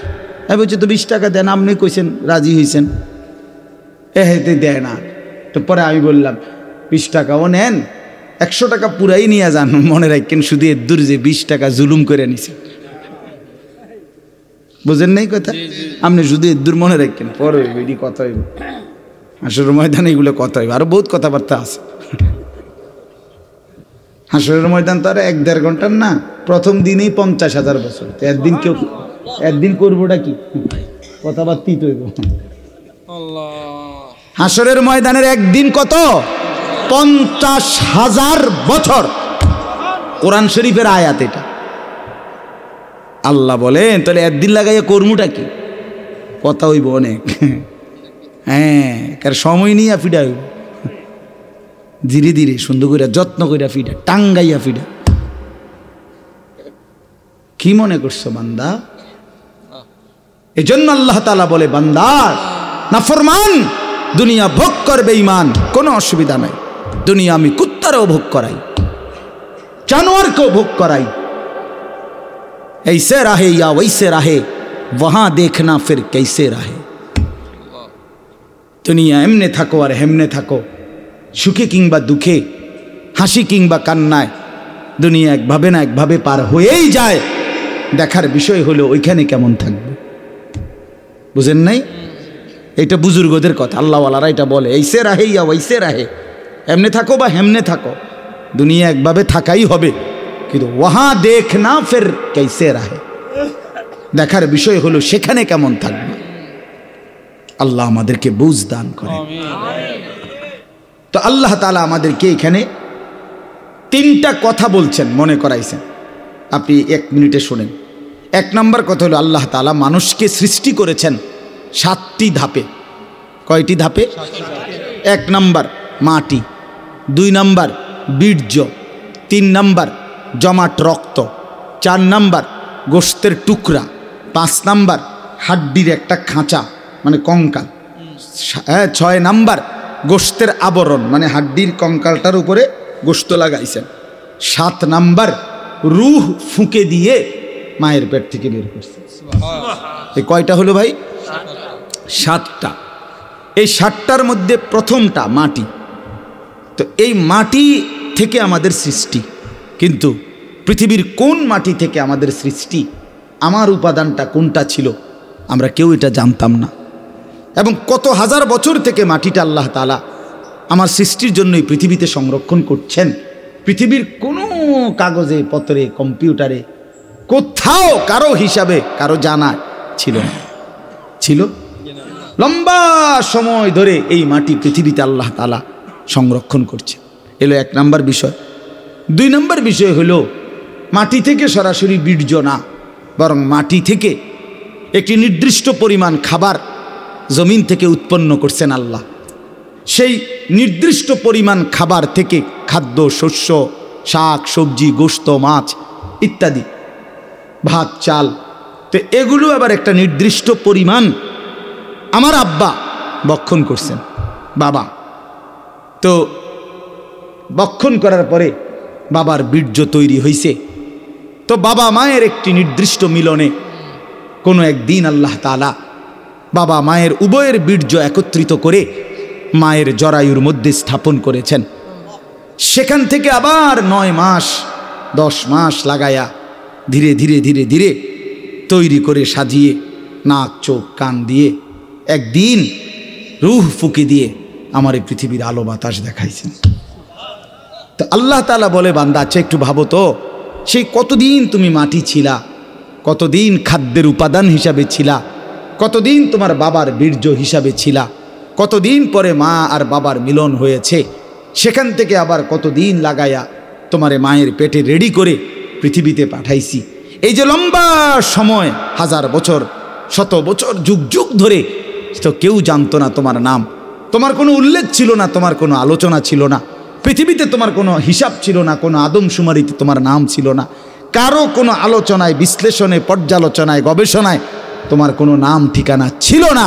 আমি আল্লাহ এই সেই অনস্তিত্ব, অপরিচিত, অচেনা জগৎ থেকে আমি আল্লাহ তিল তিল করে ধীরে ধীরে লম্বা যুগ পার করে একদিন তোমার এই পৃথিবীর আলো বাতাস দেখাইলাম। আমি আল্লাহ একাই, সেই আমাকে আইসা এই জমিনে পাঠাইবার পরে ভুলে গেলাম। কামটা করলা কি? কেমনে আমারে ভুলে গেলা বান্দা? আমারে ভুললা কেন? তুমি জানো আমি তোমারে কতদিন যাবত লালন করেছি, তোমারে বানাইবার জন্য আমি কত দীর্ঘ সময় ব্যয় করেছি, অথচ আল্লাহ তো কুন বললেই হয়ে যায়। কথা বলেন না? আল্লাহ কুন বললে হয় না?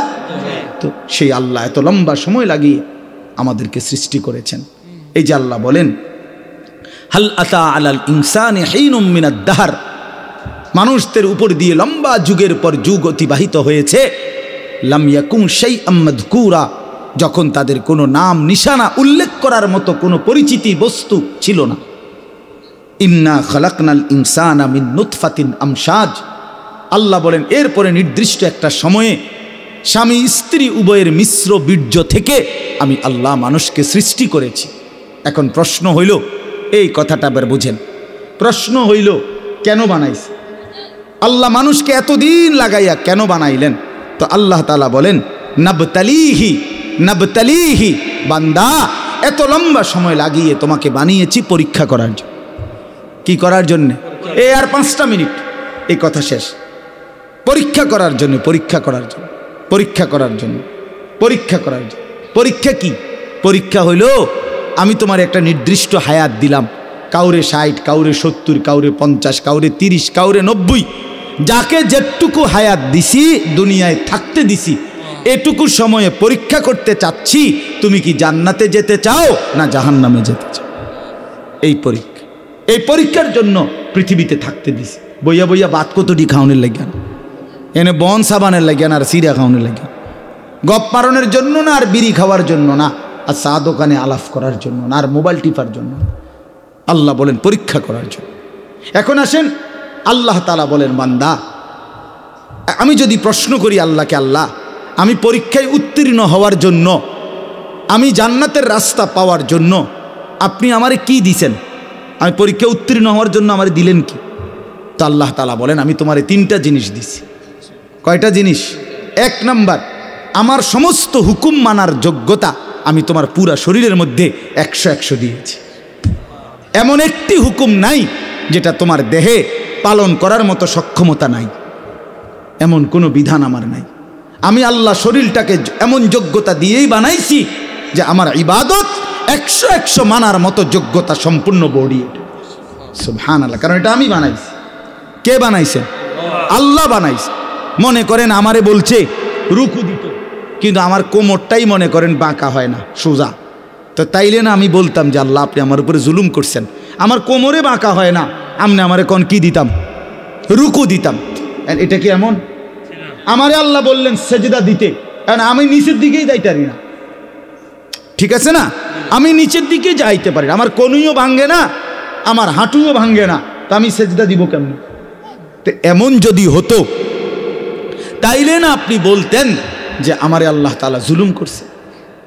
কিন্তু আমাদের কি সেজদা দেওয়ার মতো সক্ষমতা জরিলের মধ্যে আছে? আছে কি না বলেন না কেন? রাত হইছে দেখে আমি বাড়াইতে চাচ্ছি না, বুঝাইতে চাইলাম আল্লাহ তাআলা আমাদেরকে ওযু, গোসল, নামাজ, রোজা, হজ, যাকাত, জিকির, তেলাওয়াত, দান, সাদাকা, সমস্ত গুনাহ থেকে বাঁচার পরিপূর্ণ যোগ্যতা আমাদের শরীরের মধ্যে দিয়েই আল্লাহ আমাদেরকে বানিয়েছেন। এই জন্য আল্লাহ বলেন 1 নম্বরে ফাজআলনাহু সামিআম বাসীরা, আমি তোমাকে শুনবার জন্য কান দিয়েছি, দেখবার জন্য চোখ দিয়েছি। উদাহরণস্বরূপ 2টা বলছে, উদ্দেশ্য পুরা দেহ আমি সাজিয়ে দিছি যাতে করে আমার সমস্ত হুকুম মানতে পারো, নিষেধগুলো ছাড়তে পারো। এমন একটা বলো যেটা তোমার শরীরের সাথে মানানসই না, মানানসই। নবীজির একটা তরিকা বলেন যেটা আপনার আমার দেহের সাথে মানানসই না, এমন কি আছে? এমন কিছু? 2 নাম্বার কি দিলাম? 2 আর 3 একসাথে, ইন্না হাদাইনাহুস সাবিলা। আল্লাহ বলেন শুধু শরীর দিয়া ছাইরা দেই নাই, বরং আমি তোমাদেরকে আমাকে মানবার জন্য রাস্তা, পথ দেখিয়েছি, রাস্তাও বলে দিয়েছি। তার মানে তাফসীরে লিখছে 2টা। 1 নাম্বার হলো আমি আল্লাহ তোমাকে জান্নাতের রাস্তা, পরীক্ষায় উত্তীর্ণের রাস্তা পাওয়ার জন্য, বুঝাইয়া দেওয়ার জন্য নবী এবং রসুল আর নবী রসুলদের পরে যুগে যুগে ওলামায়ে কেরাম তোমাদের কাছে দিয়েছি, যারা তোমারে জান্নাতের রাস্তা, হেদায়েতের রাস্তা, আল্লাহকে পাওয়ার রাস্তা, পরীক্ষায় পাশ করার রাস্তা শতভাগ বলে দিয়েছে। এই কটা হলো 2টা। 1 হলো শরীরের মধ্যে মানার কি দিছি? যোগ্যতা দিছি। 2 হলো বুঝাইয়া বলার জন্য নবী রসুল এবং এরপরে ওলামায়ে কেরামকে দিয়েছি, ঠিক কি না? 3 নাম্বার বুঝবার জন্য আমি আল্লাহ আসমানি কিতাব দিয়েছি। সুবহানাল্লাহ। তা এখন কি সমস্যা কও বান্দা? বুঝছেননি আমার কথাটা? এটাই শেষ কথা। আপনি বলেন আপনি নষ্ট হইলেন কেন? হইলাম কেন? ছেলেরা চরিত্রহীন হইলা কেন? কেন নামাজ পড়ো নাই? শরীরে কোনো যোগ্যতা ছিল না এজন্য? কেন নামাজ পড়ো নাই? কেউ বুঝাইয়া বলার ছিল না এজন্য? কেন নামাজ পড়ো নাই? কোনো কিতাবে লেখা দেখতে পাও নাই, এজন্য বলেন না কেন? কথা বলেন না কেন? তাইলে আল্লাহ তাআলা আমাদের আল্লাহকে মানার যোগ্যতা শরীরে দিয়েছেন, বুঝাইয়া বলার জন্য নবী রসুল এবং তারপরে ওলামায়ে কেরাম দিয়েছেন, বুঝবার জন্য কিতাব দিয়েছেন। তো আল্লাহ বলেন এবার আমি শুধু দেখতে চাই ইম্মা শাকিরা ওয়া ইম্মা কাফুরা, কে কে এই তিনটি জিনিস পাওয়ার পরেও কে কে আমার অনুগত আর কে অবাধ্য। ঠিক আছে, চলো খাও, খাও দাও, ফুর্তি করো, দুনিয়া ভোগ করো, শুধু আমি খেয়াল রাখতেছি যে অনুগত কে, অবাধ্য কে। কথা বুঝছেন না? হিসাব হইতে আছে, হিসাব হচ্ছে। কথা বলেন না কেন? ডানে বামে কেউ লিখতেছে? হ্যাঁ, হিসাব হচ্ছে। আল্লাহ বলেন পরে হিসাব খাতাপত্র পরে দেখাম, এখন খাও। ওই যে একটু আগে বললাম, আল্লাহ বলছে দুনিয়া খাও বান্দা, শুধু মনে রাখো তুমি বাটফার।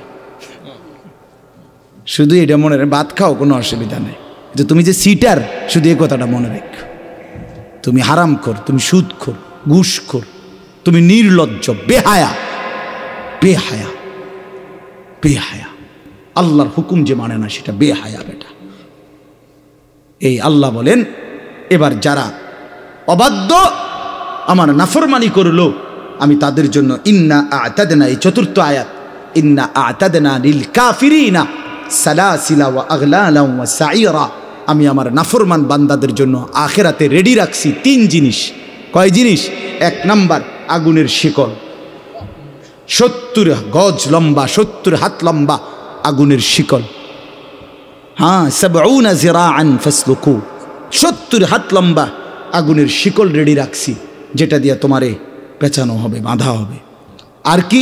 আগলালান, 2 নাম্বার হলো তোমার জন্য আমি আল্লাহ তাআলা বেড়ি রাখছি, যেটা দিয়া তোমার 2 হাত কনুইয়ের সাথে, কাঁধের সাথে বাঁধ দেওয়া হবে। এই 2 হাত এভাবে কাঁধের সাথে বাঁধ দিয়া রাখা হবে। সরাসরি তাফসীরে আছে। আশ্চর্য হলো, একজন সাহাবী বলছেন, আবু দারদা রাদিয়াল্লাহু তাআলা আনহু, এই কথাটা খুব সুন্দর, আমার সবচেয়ে মজা লাগছে তাফসীরে পড়ে। উনি বলছেন, হে আল্লাহর বান্দা, আজকে তোমারে আল্লাহ তাআলা বলছে নামাজের জন্য হাত উঠাও। এমনি নামাজের জন্য হাত উঠাইতে হয় না? নামাজ শুরু করে কেমনে? হাত উঠাইতে হয় কিনা? তো বলেন আল্লাহ বলে, উনি বলেন যে আল্লাহ আজকে তোমারে বলছে নামাজের জন্য হাত উঠাও, তাইলে তোমার আখিরাতে জান্নাত মিলবে। তো তুমি হাতটা উঠাইলা না নামাজের জন্য। আল্লাহ বলছে, তিনি বলেন একদিন সত্যি সত্যি আল্লাহ হাসরের ময়দানে তোমার হাতটা উঠাবে, কিন্তু সেদিন হাতটা আগুনের বেড়ি দিয়া বাঁধ দিয়া দিবে। আজ উঠাইলে সেজদা হইতো, আজ উঠাইলে নেকি হইতো, আজ উঠাইলে জান্নাত মিলতো। সেদিন উঠাবে ঠিক, কিন্তু সেটা আর জান্নাতের জন্য না, জাহান্নামে ফেলবে। হাত উঠাইতে হবে। হাত কি উঠাইতে? আজ তো সুন্দরভাবে উঠাইলা না, আজ উঠাইলে নেকি হইতো। ও সাইরা, আল্লাহ বলেন আর আমি রেডি রাখছি সমস্ত নাফরমানের জন্য জাহান্নামের আগুন। এরপরে ইন্নাল আবরারা, শেষ, ইন্নাল আবরারা ইয়াশরাবুনা মিন কাসিন কানা মিজাজুহা কাফুরা। আল্লাহু আকবার। আল্লাহ তাআলা বলেন আমি আমার নেককার বান্দাদের জন্য রেখেছি সুগন্ধিময় জান্নাতের ঝর্ণা কাফুর। এই কাফুর একটি ঝর্ণার নাম, জান্নাতের একটি স্পেশাল ঝর্ণা। এই কাফুর ঝর্ণা থেকে মিশ্রিত সুগন্ধিময় পানীয় শরাব আমি আল্লাহ আমার বান্দার জন্য জান্নাতে রেডি রাখছি। আমি মেহমানদারি করব শরাব দিয়ে, দুনিয়ার এই শরাব না, দুনিয়ার এই মদ না, জান্নাতের কাফুর মিশ্রিত শরাব। সুবহান সুবহান। এই পানীয় এরপরে আরো আছে, আরো কি কি দিব এটি আমরা পরে শুনে, আগে পানি দেখান। এরপরে রাত হয়ে গেছে, আর বেশি দরকার নেই, বাকিগুলো আছে সামনে। আইনান ইয়াশরাবু বিহা ইবাদুল্লাহ ইউফাজ্জিরুনাহা তাফজীরা। রব্বুল আলামিন বলেন অত্যন্ত সুগন্ধিময় শরাব দিয়ে আমি আমার বান্দাকে জান্নাতে আপ্যায়ন করব। ওই যে বললাম একটু আগে, মাওলানা বললেন দাউদ আলাইহিস সালাম কিতাবের মধ্যে আছে 70,000 বছর ধরে আল্লাহর কালাম তেলাওয়াত করার পরে আল্লাহ তাআলা বলবেন জান্নাতি বান্দা আর শুনবা কিনা? জান্নাতি বান্দা বলবে শুনবো। আল্লাহ রব্বুল আলামিন তখন বন্ধুকে বলবেন বন্ধু আমার, এবার আপনি আমার জান্নাতি বান্দাদেরকে আমার কালাম তেলাওয়াত করে শোনান। আল্লাহর নবী সাল্লাল্লাহু আলাইহি ওয়াসাল্লাম, নবীজি সাল্লাল্লাহু আলাইহি সাল্লাম এবার তিনিও আবার কোরআন তেলাওয়াত করবেন ৭০,০০০ বছর। জান্নাতীরা পাগল পারা হয়ে শুনবে। তুমি যুবক আজকে গান শুনে নাও, আমি অপেক্ষায় আছি জান্নাতে শুনবো ইনশাআল্লাহ। তুমি দুনিয়ার নর্তকী দেখে নাও, আমি অপেক্ষায় আছি জান্নাতের ৭০,০০০ হুর একসাথে দেখব। তুমি বেকুব ভাবব না আমরা রে হুজুররা রে, হ্যাঁ বেউকুফ মনে করে না ছেলেরা। তুমি ভাত খাইয়া বড় হইলে আমি চিড়া খাইয়া বড় হয়েছি না, আমি বেকুব হইতাম কা? তুমি ফাঙ্গাস তেলাপিয়া খাইলে আমি খাইছি না দি। ফার্মের মুরগা কক মুরগা কি আমগো বাইত রাঁধছে না তো আর কি তা। হ্যাঁ, এই জন্য ৭০,০০০ বছর জান্নাতি এবার রাসূলুল্লাহ সাল্লাল্লাহু আলাইহি ওয়াসাল্লামের কণ্ঠে কোরআন শুনবে। আল্লাহু আকবার। তাফসীরের মধ্যে আছে, আমার কাছে আরবি কিতাব আছে, হাদিল আরওয়াহ ইলা বিলাদিল আফরাহ, জান্নাতের বর্ণনা। ওই নবীজি পড়বেন, এই যে বাতিটা আছে না, এটা একটু নড়ে দেখেন। এই রাসূলুল্লাহ সাল্লাল্লাহু আলাইহি ওয়াসাল্লাম কিতাবে আছে, আল্লাহর নবী কণ্ঠে, দাউদ নবীর কণ্ঠে আল্লাহর কালাম যখন পড়বেন, জান্নাতের গাছগুলো দুলবে, জান্নাতের হুরেরা নাচবে। ওয়াকাত তাতাহাররাকু কানাদিলাল জান্নাহ, জান্নাতের বাতিগুলো দুলতে থাকবে। তাতাহাররাকু মানে হলো নড়বে, জান্নাতের বাতিগুলোও মজা পাইবে।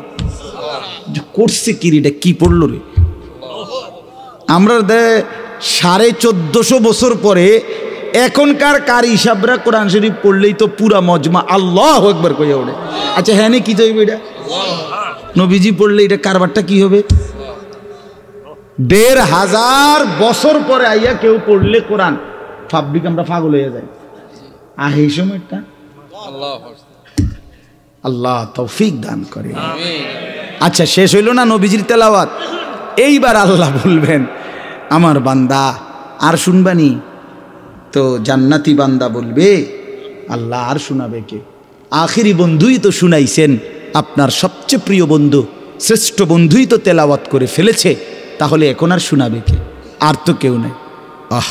রব্বুল আলামিন তখন বলবে আমার বান্দারা, এই পৃথিবীর সমস্ত কণ্ঠ, সব সুর যেই মালিকের দেওয়া, যিনি সৃষ্টি করেছেন, যিনি দিয়েছেন, তার জবানে শুনবা না? তিনি কে? তিনি কে? আরো জোরে বলো বেটা কে?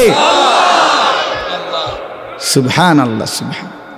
তো আল্লাহ তাআলা বলবে এবার যুগে যুগে যেই আসমানি কিতাবগুলো আমি নাজিল করেছিলাম, আমি মালিকের জবানে শুনো, আমার কুদরতি কণ্ঠে শুনো বান্দা, আমি শুনাই, আমি শুনাই। আমি একটা বলার উদ্দেশ্য ছিল এই কথাটা। আল্লাহ যখন তেলাওয়াত শুরু করবেন, তখন আল্লাহ তাআলা ফেরেশতাদেরকে বলবেন, ফেরেশতারা শরাবের প্রতিটা গ্লাস, আমার জান্নাতি বান্দাদের জন্য শরাবের গ্লাস আমার সামনে আনো। আমি নিজ হাতে আমার বান্দাদেরকে এক একজনকে আমি আল্লাহ নিজে জান্নাতের শরাব পান করাবো। ওয়াসাকাহুম রাব্বুহুম শরাবান তাহুরা, ওয়াসাকাহুম রাব্বুহুম শরাবান তাহুরা। আমার তো গলা নাই, নাহলে সুন্দর করে কইতাম, কোনো কামে রইলাম না জীবনে। আমার তো আসলে কণ্ঠ নাই, এমনি বেনবে নাই আর কি। ওয়াসাকাহুম রাব্বুহুম, আল্লাহ বলেন এবার রব নিজেই জান্নাতীকে সর্বোত্তম পবিত্র শরাব নিজে পান করাবে। আল্লাহ বলবে আমার হাত থেকে নাও বান্দা, আমার হাত থেকে। আল্লাহ আমাদের সবাইকে কবুল করে, আল্লাহ ভালো হওয়ার তৌফিক দান। ছেলেরা বাবা নামাজ পড়ো, বাপ নিজেরে নষ্ট করো না। আবারও বলছি, একটু পরে আমরা যার যার সাথে আলাদা আলাদা, এজন্য ঠেলাঠেলি ধাক্কাধাক্কি না করি, নিজেদের মধ্যে মনোমালিন্য না করি, ঝগড়া না করি, নিজেদের মধ্যে কোনো রকমের দূরত্ব তৈরি করার কি দরকার?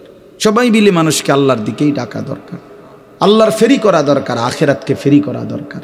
আল্লাহ আমাদের সবাইকে ভালো রাখেন, কবুল করেন। আজকের এই মাহফিলটাকে আল্লাহ তাআলা বরকত দান করেন। আমি আসলে অনেক দিন হয়েছে আসতে পারি না, দেখে একটু বেশি সময় বলে ফেললাম। রাত অনেক হয়েছে, আমারও খুব ক্লান্ত লাগতেছে। সেই দুপুর 12টায় বের হয়েছি, আমি সারাটা দিন দৌড়াইছি।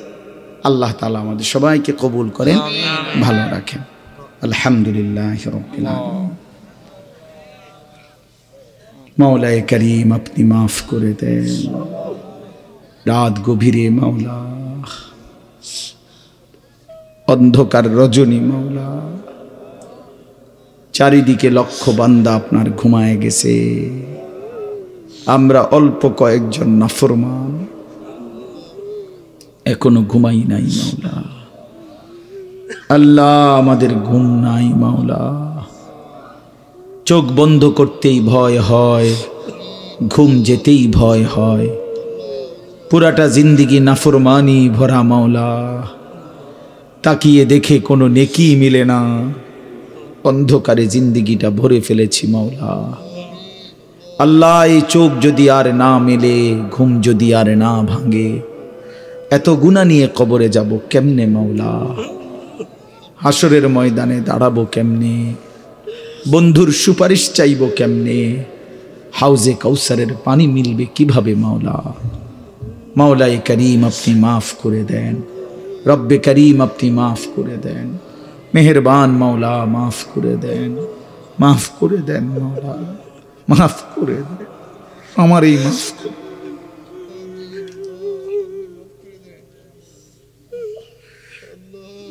আমারই মাফ করে দেন, আমারই।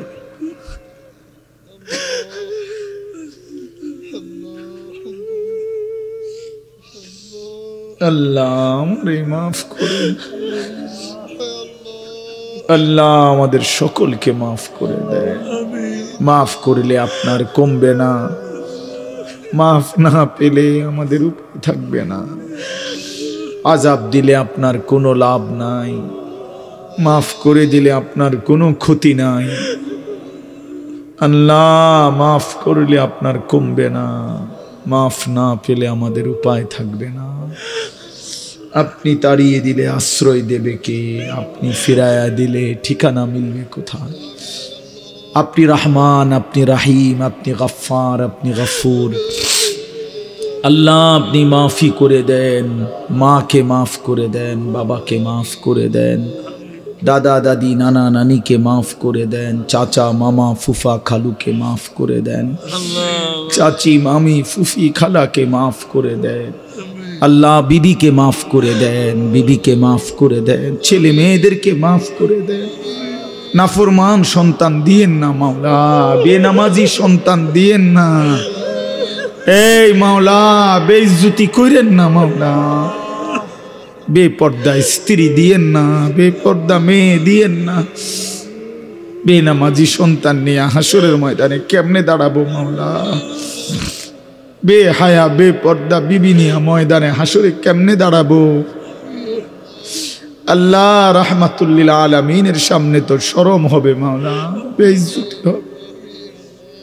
আল্লাহ বিবি বাচ্চারে মাফ করে দেন, ঘরে সংসারে সবাইকে নেককার বানিয়ে দেন, স্ত্রী সন্তানদেরকে নামাজি বানিয়ে দেন, চরিত্রবান বানিয়ে দেন, আখলাকওয়ালা বানিয়ে দেন। প্রতিটা ছেলেকে বদলে দেন, ছেলেগুলোকে বদলে দেন, ছেলেগুলোকে বদলে দেন। আল্লাহ এই ছেলেগুলো আপনার বান্দা, এরা মুসলমানের সন্তান, এদের মা মুসলমান, বাবা মুসলমান। মোবাইল এদেরকে আল্লাহ ভুলায় দিছে, মোবাইল এদেরকে নামাজ ভুলায় দিছে, বন্ধুদের আড্ডা এদেরকে আখেরাত ভুলায় দিছে। আপনি আবার মনে করায় দেন, আপনি মনে করায় দেন।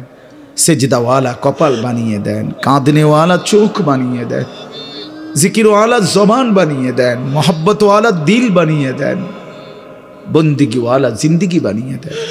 আল্লাহ সকলকে কবুল করেন। আমার বয়স্ক বাবা চাচাদেরকে আরো বেশি নেক আমলের তৌফিক দেন। আমার মা বোনদেরকে পর্দার আড়ালে যারা পর্দানশীল বানায় দেন, আবেদা সালেহা বানান, জাকেরা শাকেরা বানান, মা ফাতেমা রাবেয়া বসরিয়ার মতো বানান। আল্লাহ সমস্ত কবরবাসীকে মাফ করে দেন, মাফ করে দেন। কিয়ামত পর্যন্ত কবরের আযাব মাফ করে দেন, কবরগুলোকে জান্নাতের টুকরা বানায় দেন। আপনার নূরে রহমত দ্বারা ভরপুর করে দেন। এই এলাকার আশপাশের সমস্ত কবরবাসীদেরকে মাফ করে দেন। আজকের এই মাহফিলটিকে সাজিয়ে দিয়ে যারা তাদের কবরবাসী, সমস্ত কবরবাসী মাফ করে দেন আল্লাহ। একটা বিন্দু, একটা টাকা, একটা ভালোবাসা, একটা পরামর্শ দিয়েও যারা এই মাহফিলটিকে সহযোগিতা করেছে, আপনি তাদের খানদান বংশের সকলকে মাফ করে দেন, সমস্ত কবরবাসীকে মাফ করে দেন, কিয়ামত পর্যন্ত মাফ করে দেন। যারা বেঁচে আছে তাদেরকে হেদায়েত দিয়ে দেন, দ্বীন দিয়ে দেন, ইখলাস দেন, তাকওয়া দেন, গুনাহ থেকে বাঁচবার হিম্মত দান করেন। আল্লাহ আমাদের প্রত্যেকের কামাই রুজিতে হালাল বরকত দেন, অসুস্থ বিমারি যারা শিফা করে দেন। আল্লাহ সংসারে মিল মহব্বত দান করেন, স্বামী স্ত্রীর ভালোবাসা দান করেন। আয় আল্লাহ ভাই বোনের মহব্বত দান করেন। মারামারি, হানাহানি, ঝগড়াঝাটি থেকে আল্লাহ হেফাজত করেন।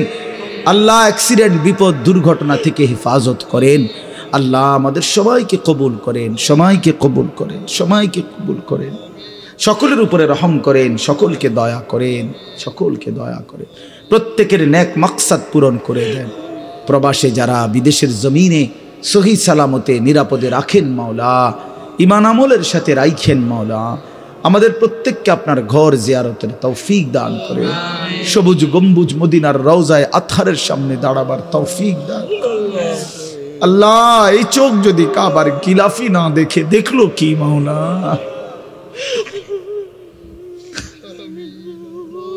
মদিনার সবুজ গম্বুজে যদি না দেখলাম তো দেখলাম কি জীবনে? আর আল্লাহ প্রতিটা চোখকে আপনার ঘর দেখিয়ে শান্ত করে দেন, প্রতিটা চোখকে আপনার বন্ধুর রওজা দেখিয়ে শান্ত করে দেন। আল্লাহ আল্লাহ আল্লাহ আপনি কবুল করেন, যার যত নেক মাকসাদ আছে পূরণ করে দেন। আয় আল্লাহ গোটা দেশকে শান্তি করে দেন, নিরাপদ করে দেন, খায়ের ও বরকত দেন। একজন ন্যায়পরায়ণ শাসক আমাদেরকে দান করে, ইনসাফগার শাসক দেন। আর কোনো জালেম চাপায়া দিয়েন না, আর কোনো জালেম চাপায়া দিয়েন না। আমরা আর জুলুমের শিকার হতে চাই না মাওলা, আমরা আর জুলুমের শিকার হতে চাই না মাওলা। আল্লাহ আপনি আমাদের সকলকে হেফাজত করেন, মিথ্যা হামলা মামলা থেকে হেফাজত করেন, অ্যাক্সিডেন্ট, বিপদ, দুর্ঘটনা থেকে হেফাজত করেন। সারা পৃথিবীর মজলুম মুসলমানদেরকে মাফ করে দেন। আল্লাহ রাত গভীরে আমার আখিরি ফরিয়াদ, আল্লাহ আমার শেষ তামান্না, আমার জীবন দিয়ে হলেও গাজা, ফিলিস্তিন, লেবাননের মুসলমানকে বাঁচাই দেন। আল্লাহ আমার কতদিন কাঁদবে মুজাহিদিন, আর কত রক্ত ঝরাবে মাওলা। শহীদের পবিত্র খুনে ফিলিস্তিনের জমিন লাল হয়ে গেছে, লাল হয়ে গেছে। এতিম বাচ্চা, মাসুম বাচ্চা অসহায়ের মতো ঘুরছে। আল্লাহ মজলুমের বিজয় দেন, ফিলিস্তিনের বিজয় দেন, কালেমার বিজয় দেন, হকের বিজয় দেন। ইসরায়েলের ইহুদি বেঈমানদেরকে ধ্বংস করে দেন। আল্লাহ আমরা যারা বসেছি প্রত্যেকের নেক মাকসাদ পূরণ করুন। রব্বির হামহুমা কামা রব্বায়ানি সগীরা, রব্বির হামহুমা কামা রব্বায়ানি সগীরা। সাল্লাল্লাহু তাআলা আলা খায়রি খালকিহি মুহাম্মাদিন ওয়া আলিহি ওয়া আসহাবিহি আজমাইন। সুবহান রাব্বিকা রাব্বিল ইজ্জাতি আম্মা ইয়াসিফুন ওয়া সালামুন আলাল মুরসালিন ওয়ালহামদুলিল্লাহি রাব্বিল আলামিন।